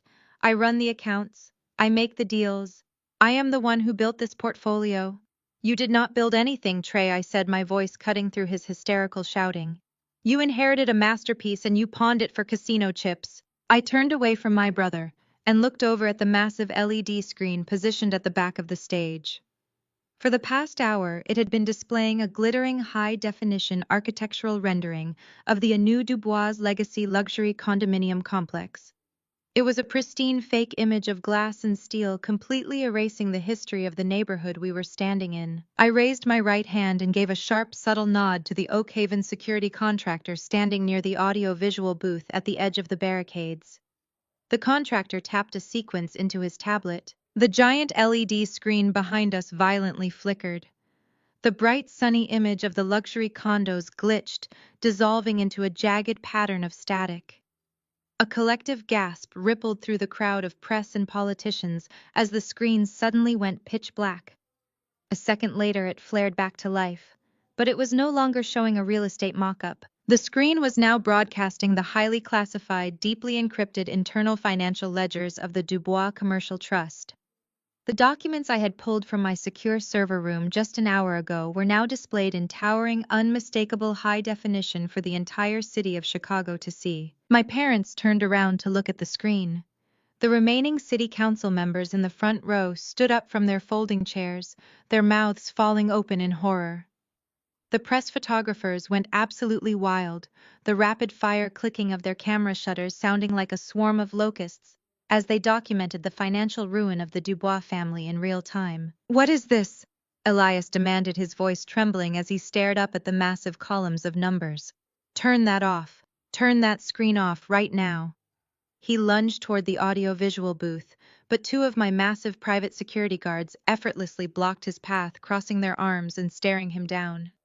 Elias bounced off them like a bird hitting a window pane, stumbling backward in utter defeat. "Let us take a look at your brilliant leadership, Trey," I announced, walking over to the podium and pulling the microphone from its stand. I turned to face the crowd, gesturing to the towering screen behind me. "What you are looking at is the absolute destruction of a 60-year-old family legacy. Right there, highlighted in red, is a total operational deficit of $5 million. The crowd began to murmur loudly. The neighborhood residents behind the barricades, the people who had been terrified of losing their homes, were now watching their oppressor being publicly humiliated. "You are not a brilliant investor, Trey," I said, turning back to look my brother dead in the eyes. The microphone amplified my voice, projecting my words with a cold, unrelenting clarity that left no room for argument. "You are a thief. You are a degenerate gambler who thought he could use our grandfather's blood, sweat, and tears to cover his own pathetic mistakes." "That is fake!" Trey screamed, his voice pitching into a hysterical shriek. He pointed frantically at the screen. "She fabricated those documents. It is a lie." I tapped the screen control remote in my hand. The image zoomed in, highlighting a specific series of transactions. "Is this a lie?" I asked, reading the text directly from the screen. "A $200,000 wire transfer to an offshore holding account in Macau, authorized by your digital signature. How about this one? A shadow mortgage taken out against the very laundromat we are standing in front of, with a 30% interest rate payable to an unlicensed lending syndicate in Las Vegas." Trey was hyperventilating. He backed away from the screen as if it were emitting radiation. "And let us not forget the operational expenses." I continued, mercilessly tapping the remote again. The screen shifted to display Harper's credit card statements paid directly from the commercial trust. $50,000 a month on private jet charters. $30,000 to a diamond broker in Antwerp.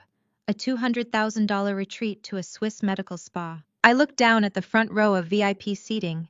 Harper was sitting there wearing a pale pink Chanel suit, her face completely drained of color. The other wealthy wives and socialites surrounding her physically pulled away, shifting their chairs to distance themselves from the radioactive fallout. Harper tried to cover her face with her designer handbag, shrinking down in her seat as the press cameras pivoted to capture her humiliation. "You were going to sell out grandfather's legacy," I said, my voice echoing off the brick buildings, addressing Trey with an absolute fatal disgust. "You were going to bulldoze the homes of hundreds of hardworking families.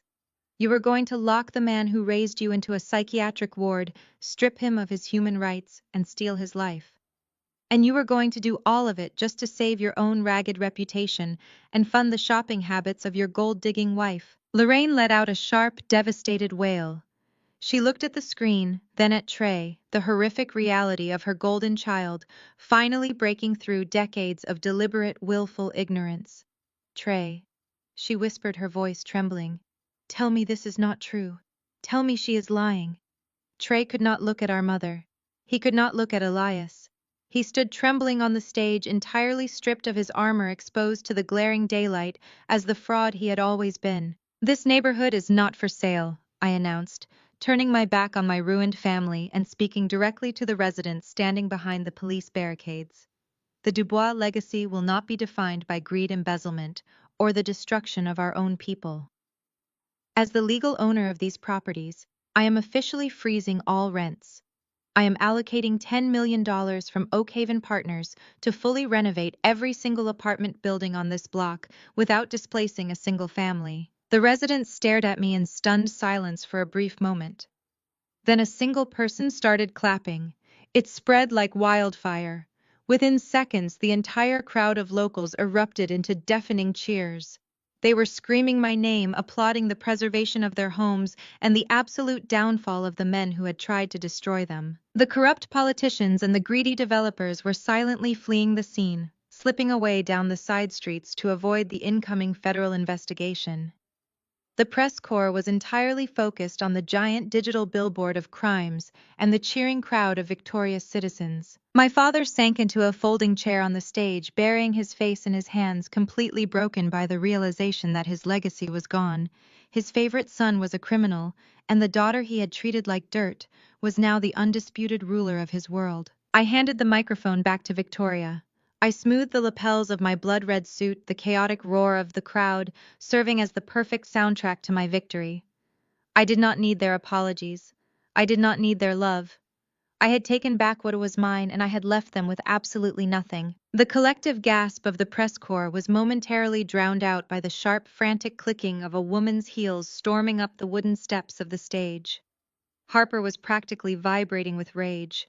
The pale pink Chanel suit she wore, purchased with the very funds my grandfather had bled to build, looked suddenly cheap as she shoved her way past the stunned city officials. She stood over her husband, who was still staring vacantly at the floorboards, and grabbed him by the shoulder, trying to yank him to his feet. "Get up!" Trey, Harper hissed, her voice shrill and entirely devoid of the polished country club grace she usually projected. "Do not let her do this to you. She is lying. She is just a jealous, bitter woman trying to steal your spotlight." Trey did not move. He was a hollow shell, his brain completely short-circuiting under the weight of his own exposed crimes. Harper let go of his jacket in disgust and whipped around to face me. Her face was chalk white, her eyes wide with a terrifying manic denial. She pointed a manicured finger directly at my chest. "What right do you have to come here and ruin this contract?" Harper shrieked, her voice echoing through the open plaza. "You think you are so smart with your little trust fund trick. You think you have cornered us? You have nothing. We do not need this specific developer.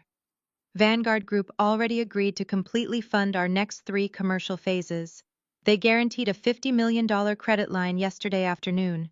We do not need this neighborhood." I stood perfectly still, letting her shrill voice bounce off the brick facades of the surrounding buildings. The television cameras instantly pivoted, racking focus, from Harper's pale, desperate face to my own calm, unwavering smile. It was the exact moment I had been waiting for. The final nail in the coffin. I reached into the inner breast pocket of my tailored blazer. I moved with slow, deliberate precision, making sure every single lens in the press pool was tracking my hand. I pulled out a thick, matte black business card, heavily embossed with gleaming gold lettering. I walked over to the draped table, completely ignoring the voided contract sitting next to the discarded fountain pen, and dropped the card onto the surface. The heavy cardstock landed with a distinct, satisfying thud. "You are absolutely right, Harper," I said, my voice carrying a smooth, lethal conversational tone. "Vanguard Group did agree to underwrite Trey's commercial debt. They approved a massive, highly leveraged credit line to keep him afloat. They saw a desperate man willing to sign over his life, and they took the deal. Harper crossed her arms, lifting her chin with a triumphant, mocking sneer. "So you can take your fake adoption papers and get out of our sight," she demanded. "We are fully funded. We are untouchable." I tilted my head, letting a cold laugh escape my lips. "You really should learn to read the financial disclosures before you spend money." "You do not have Harper," I stated, stepping closer to the table and tapping the gold lettering on the business card. "Vanguard Group did agree to fund you. But exactly 1 week ago, a private equity firm executed a hostile takeover and purchased an 80% controlling stake in Vanguard." Harper's triumphant sneer faltered. Her arms slowly dropped to her sides. "That private equity firm is Oakhaven Partners." I continued enunciating every syllable so the microphones picked it up perfectly. "And I, Nia Dubois, am the founder, the primary shareholder, and the sole chief executive officer of Oakhaven." I paused, letting the absolute horror of the situation wash over her face. I watched the color completely drain from her cheeks as the math finally clicked in her head. "I do not just control my grandfather's trust," I whispered, leaning forward so my voice sliced directly through her delusion. "I own Vanguard, which means as of right now I am your primary creditor. You do not owe a faceless corporation $50 million. You owe it to me." My father let out a strangled, breathless sound from his chair, finally realizing that I had not just anticipated their moves. I had actively financed their trap. I had let them borrow the rope they were now using to hang themselves. And as the primary debt holder, I announced, turning my gaze back to Trey, who was now staring at me with a look of pure, unadulterated terror. "I have reviewed the fraudulent terms under which this loan was secured. You used assets you did not legally own as collateral. That is a direct violation of the covenants. Therefore, I am officially calling in the debt, immediately, in full." "No," Harper gasped, stumbling backward, as if she had been physically struck. "You cannot do that. We need 30 days. We have a grace period." "You have absolutely nothing," I corrected her sharply. "Calling in a loan of that magnitude with zero liquid assets triggers an automatic, unappealable default. Do you understand what that means for your perfectly curated life?" Harper, I took a step toward her, forcing her to retreat until her back hit the wooden railing of the stage. "It means your bank accounts are currently being frozen by federal regulators," I told her, my voice relentless. "It means the 6-bedroom estate in Lake Forest is going into immediate foreclosure. It means the G-Wagon you drove here today will be repossessed by tomorrow morning. It means every single diamond on your wrist and every designer bag in your closet is going to be seized to pay back the money you and your husband stole from my grandfather. You are not a high society elite anymore. You are utterly, completely broke. Trey, you are officially bankrupt." The reality of the devastation hit the stage like a seismic shockwave. My mother Lorraine let out a piercing, hysterical scream. She rushed toward Elias, grabbing his lapels and shaking him frantically. "Fix this, Elias," she wailed, tears streaming down her carefully powdered face, ruining her makeup. "She is taking everything. She is going to leave us with nothing. Fix it right now." But Elias could only stare at me, his eyes wide and vacant, completely paralyzed by the realization that his lifelong campaign to diminish and discard me had ultimately engineered his own destruction. He had spent his entire life worshipping Trey, grooming him to be a king, and in doing so, he had handed his kingdom to a fool. Harper's mind completely snapped. She looked at the reporters who were furiously documenting every second of her downfall. She let out an ear-piercing, unhinged shriek, dropping to the floor and grabbing Trey by the collar of his ruined suit. "Do something!" Harper screamed violently, shaking my brother. "You told me we were safe. You promised me the money was secure. You worthless, pathetic liar. You ruined my life." Trey did not fight back. He did not defend himself. The golden child, the man who had walked onto this stage believing he owned the city of Chicago, simply collapsed forward. His knees hit the wooden floorboards with a heavy thud. He slumped over his head, resting in his hands, completely unresponsive to his wife's frantic screaming and the blinding flash of 100 camera lenses. The press pool surged forward against the barricades, fighting for the best angle of the fallen Dubois heir. Reporters were shouting my name, asking for quotes, begging for an exclusive interview about the most spectacular corporate assassination the city had seen in decades. I did not answer them. I simply turned my back on the stage, walking down the steps with Victoria and my security team surrounding me. I left my family exactly where they belonged, on their knees, drowning in the wreckage of their own greed, completely at the mercy of the world they had tried to destroy. I had barely reached the reinforced doors of my armored SUV when the distant, unmistakable shriek of federal sirens began to slice through the heavy Chicago heat. The sound did not build gradually. It tore into the plaza, a rising, violent crescendo of absolute finality. I paused, resting my hand against the cool, polished metal of the doorframe, and turned back to watch the final act of the tragedy Trey had written for himself. Two dark blue sedans and a massive mobile command unit violently breached the intersection, their tires screeching against the cracked asphalt as they jumped the curb. They cut off the exact exit route the local politicians had just utilized, sealing the perimeter with ruthless military efficiency. The heavy doors burst open before the vehicles even came to a complete halt. A dozen men and women wearing dark tactical vests, emblazoned with the bright yellow letters FBI, swarmed the street, moving with a synchronized predatory grace. The press pool, sensing a story that would dominate the national news cycle and make careers overnight, immediately pivoted their heavy lenses away from the digital billboard and aimed them directly at the stage. The camera flashes morphed into a solid, blinding wall of white strobe lights illuminating the dust hanging in the humid air. Elias and Lorraine stood frozen on the wooden planks, their faces contorted in abject, paralyzing horror as the federal agents marched up the steps. The Oakhaven security contractors smoothly stepped aside, parting like the Red Sea, to grant the federal authorities unrestricted access to the crime scene. The lead agent, a tall, uncompromising woman with a silver badge clipped to her belt and a thick manila folder in her hand, did not bother with pleasantries or introductions. She did not care about the Dubois name or the bespoke suits. Trey Dubois, she announced, her voice booming with an icy authority that commanded absolute silence from the chaotic crowd. You are under arrest for federal wire fraud, gross embezzlement, corporate racketeering, and the illegal transfer of assets. Trey did not run. He did not protest. He could not even stand. His legs gave out entirely, his knees buckling beneath the weight of his absolute ruin. Two federal agents stepped forward, gripping him firmly by the armpits and hauling his limp, shaking body upward. The metallic, heavy click of the steel handcuffs, snapping shut around his wrists, echoed through the open microphones, still sitting on the podium, broadcasting the sound of his lost freedom across the entire neighborhood. Harper had been standing frozen near the velvet-draped table, her eyes darting frantically between the federal agents and her handcuffed husband. The moment she heard the metal click of the cuffs, something feral and terrifying snapped inside her brain. The carefully constructed mask of the refined, progressive, high society philanthropist melted away in an instant, exposing the venomous, parasitic core underneath. Self-preservation kicked in, overriding any shred of loyalty, marital vows, or basic human decency. She scrambled backward, her expensive Chanel heels catching on the wooden planks, nearly sending her sprawling.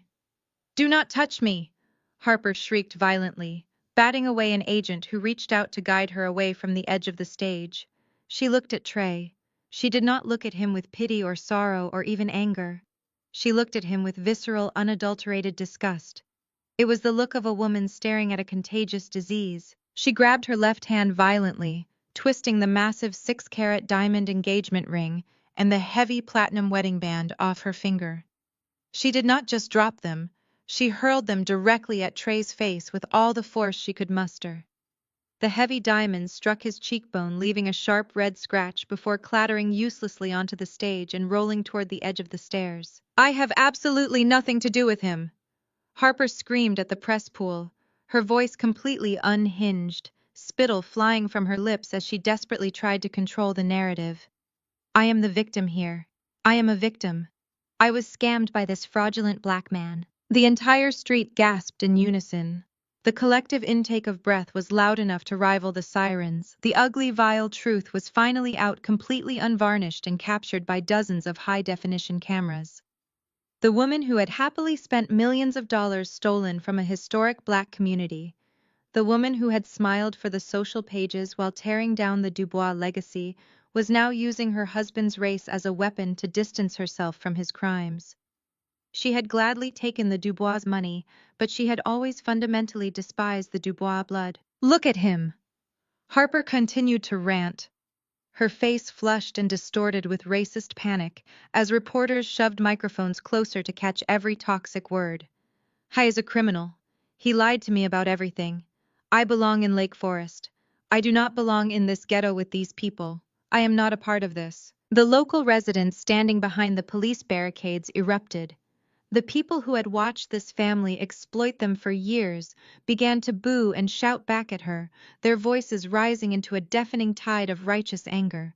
The police officers stationed at the perimeter had to physically step forward, bracing their boots and holding the steel barricades steady as the community directed their absolute fury at the woman insulting them on their own streets. Trey looked up at his wife. The physical blow of the thrown diamonds was absolutely nothing compared to the catastrophic devastation of her words. He had committed federal crimes for her. He had stolen from his own grandfather, risked federal prison, and sold his soul just to fund her private jets, her diamonds, and her endless, insatiable greed. And the exact second the money vanished, she stripped him of his humanity, reduced him to a racist caricature, and fed him to the wolves just to save her own skin. He opened his mouth to speak, his lips trembling, but no sound came out. The golden child, the brilliant prodigy, was completely hollowed out. He was a dead man breathing. Elias lunged forward, his face purple with rage. "How dare you!" he roared, reaching out to grab Harper's arm. "You spent every dime he brought home. You are just as guilty as he is." An FBI agent swiftly shoved Elias back, planting a firm hand in the center of his chest. "Step back, sir," the agent warned, his tone leaving no room for negotiation.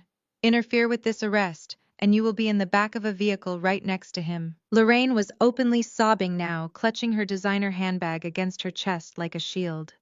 She looked at Trey in handcuffs. She looked at the screaming, bigoted daughter-in-law she had previously worshipped, and she looked at the towering digital screen that was still broadcasting the undeniable proof of their crimes. Her perfect elite family was publicly disintegrating into a disgraceful spectacle of bigotry and federal indictments. She sank to the floor of the stage, weeping uncontrollably into her hands. I stood perfectly still by my vehicle, watching the scene unfold, with an absolute freezing calm. Victoria Sterling stood beside me, her arms crossed, her eyes tracking the federal agents as they secured the area. The FBI agents began marching Trey down the wooden steps of the stage. His head hung so low his chin rested against his chest. He looked incredibly small. The tailored navy suit hung off his frame like a borrowed costume on a frightened child. As he was paraded past the barricades, the residents of the South Side District, the people Pops had spent his life protecting, the people Trey had tried to sell to the highest bidder, suddenly went completely silent. They did not yell at him. They did not throw garbage. They simply watched him. Their silent, piercing judgment was infinitely worse than any shouted insult. It was the ultimate absolute erasure of Trey Dubois from the community he had betrayed.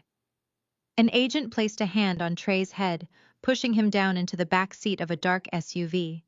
The heavy door slammed shut, a resounding metallic boom that officially severed him from the world he had tried to conquer. Harper was still screaming at the press, her voice cracking and hoarse as two federal agents flanked her. They were not arresting her yet, but they were loudly advising her that she was required for questioning regarding her knowledge of the offshore accounts and her signature on several joint tax returns. The panic in her eyes amplified as she realized that ripping off her ring did not sever her legal liability. The empire of lies was reduced to ashes. The golden child was gone, the racist parasite was cornered, and the enablers were left weeping on the floor of a stage they did not own. I turned away from the chaos, opened the door of my vehicle, and stepped inside. 3 days later, the air in my office was deathly still, a stark contrast to the chaotic, screaming plaza of the arrest. I was reviewing the preliminary liquidation report when the intercom buzzed. My assistant's voice was tight with suppressed annoyance. "Mr. and Mrs. Dubois are in the lobby, Nia. They refuse to leave. They are causing a scene with the reception staff." "Let them up," I said, my voice ice cold. A moment later, the double oak doors swung open. Elias and Lorraine stumbled in, looking like ghosts of the people they had been just 72 hours ago. Their expensive clothes were disheveled, their skin sallow and gray. They did not look like the untouchable monarchs of the Chicago real estate scene anymore. They looked like two people who had just realized their entire reality was a lie. "Nia, please," Lorraine sobbed, dropping to her knees on the plush office carpet. She scrambled forward, her hands outstretched in a pathetic, desperate plea. "You have to save him. Trey is falling apart in that holding cell. He is not eating. He is terrified. He is your brother. We are your family. You cannot just let the federal government destroy him." Elias remained standing, but he was trembling so violently he had to grip the back of a leather guest chair for support. "Nia, I am begging you," he rasped, his arrogance completely stripped away. "Drop the charges. Use your influence with the district attorney. Tell them it was all a misunderstanding, that you have reconciled the accounts. We can pay the $5 million back. We will sell the beach house, we will sell everything. Just get him out before the trial starts." I leaned back in my high-backed chair, watching them grovel. It was a pathetic sight, the man who had spent years telling me I was nothing. The woman who had only ever loved me when I was useful to her image, now reduced to shaking, weeping wreckage at my feet. "You talk about family, as if it is a magic word that fixes everything," I said, my voice steady, devoid of any warmth. "You talk about blood as if it is a blank check for unlimited forgiveness. But you never cared about family when you were busy signing my grandfather's name to fake documents. You never cared about family when you were planning to commit me to a psychiatric ward to steal my home." I reached into the top drawer of my desk and pulled out a single crumpled piece of paper. It was the flyer Harper had shoved into my hand weeks ago, an advertisement for a cheap fly-by-night nail technician certification course. She had intended it as a final insult, a way to remind me of the lowly social status she thought I belonged in. I held it out toward them. "I don't need your apologies, and I certainly don't need your tears," I said. "You came here asking for a way to save Trey. Here is your solution." I tossed the flyer onto the carpet between them. "Trey needs a high-end defense attorney if he wants to avoid a 10-year sentence. Those lawyers cost thousands of dollars an hour. You have lost your assets, your credit is in the sewer, and the trust is completely locked. You need a job, both of you. Take this course, get certified, and start working at a salon. It is honest physical labor. It might even teach you the value of $1 for the first time in your lives." My mother stared at the cheap paper, her face contorting in genuine horror. "You want us to work in a nail salon?" she whispered, her voice full of elitist disgust. "We are the Dubois family. We do not do manual labor." "You are a felon's parents," I corrected. "And you are officially dead to me." I pressed the intercom button on my desk. "Security, please remove these people from the building." Two of my private guards stepped into the office, their faces impassive. My father tried to protest, to invoke some final pathetic remnant of his authority, but the guards did not hesitate. They gripped Elias and Lorraine by the arms and efficiently steered them toward the door. As they were dragged out, Lorraine's shrieks of entitlement echoed down the hallway, slowly fading until the heavy doors slammed shut, sealing the office in a final blissful silence. I stood up, walked to the window, and looked out over the city I now truly owned. The Dubois family name had been a heavy, suffocating cage for my entire life.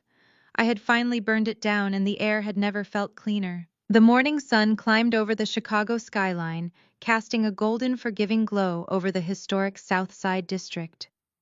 From the expansive glass balcony of my penthouse, the view was unrecognizable from the bleak, decaying landscape Trey had once intended to bulldoze. Instead of the sterile, towering luxury high-rises, he had promised the neighborhood was alive with the sound of restoration. Scaffolding framed the original brick structures, and the vibrant mural of our family history was being carefully retouched by a local collective. Pop sat in his wicker chair, a thick wool blanket draped over his lap, the autumn breeze playing with his thinning white hair. He was no longer the frail, confused man Trey had tried to commit.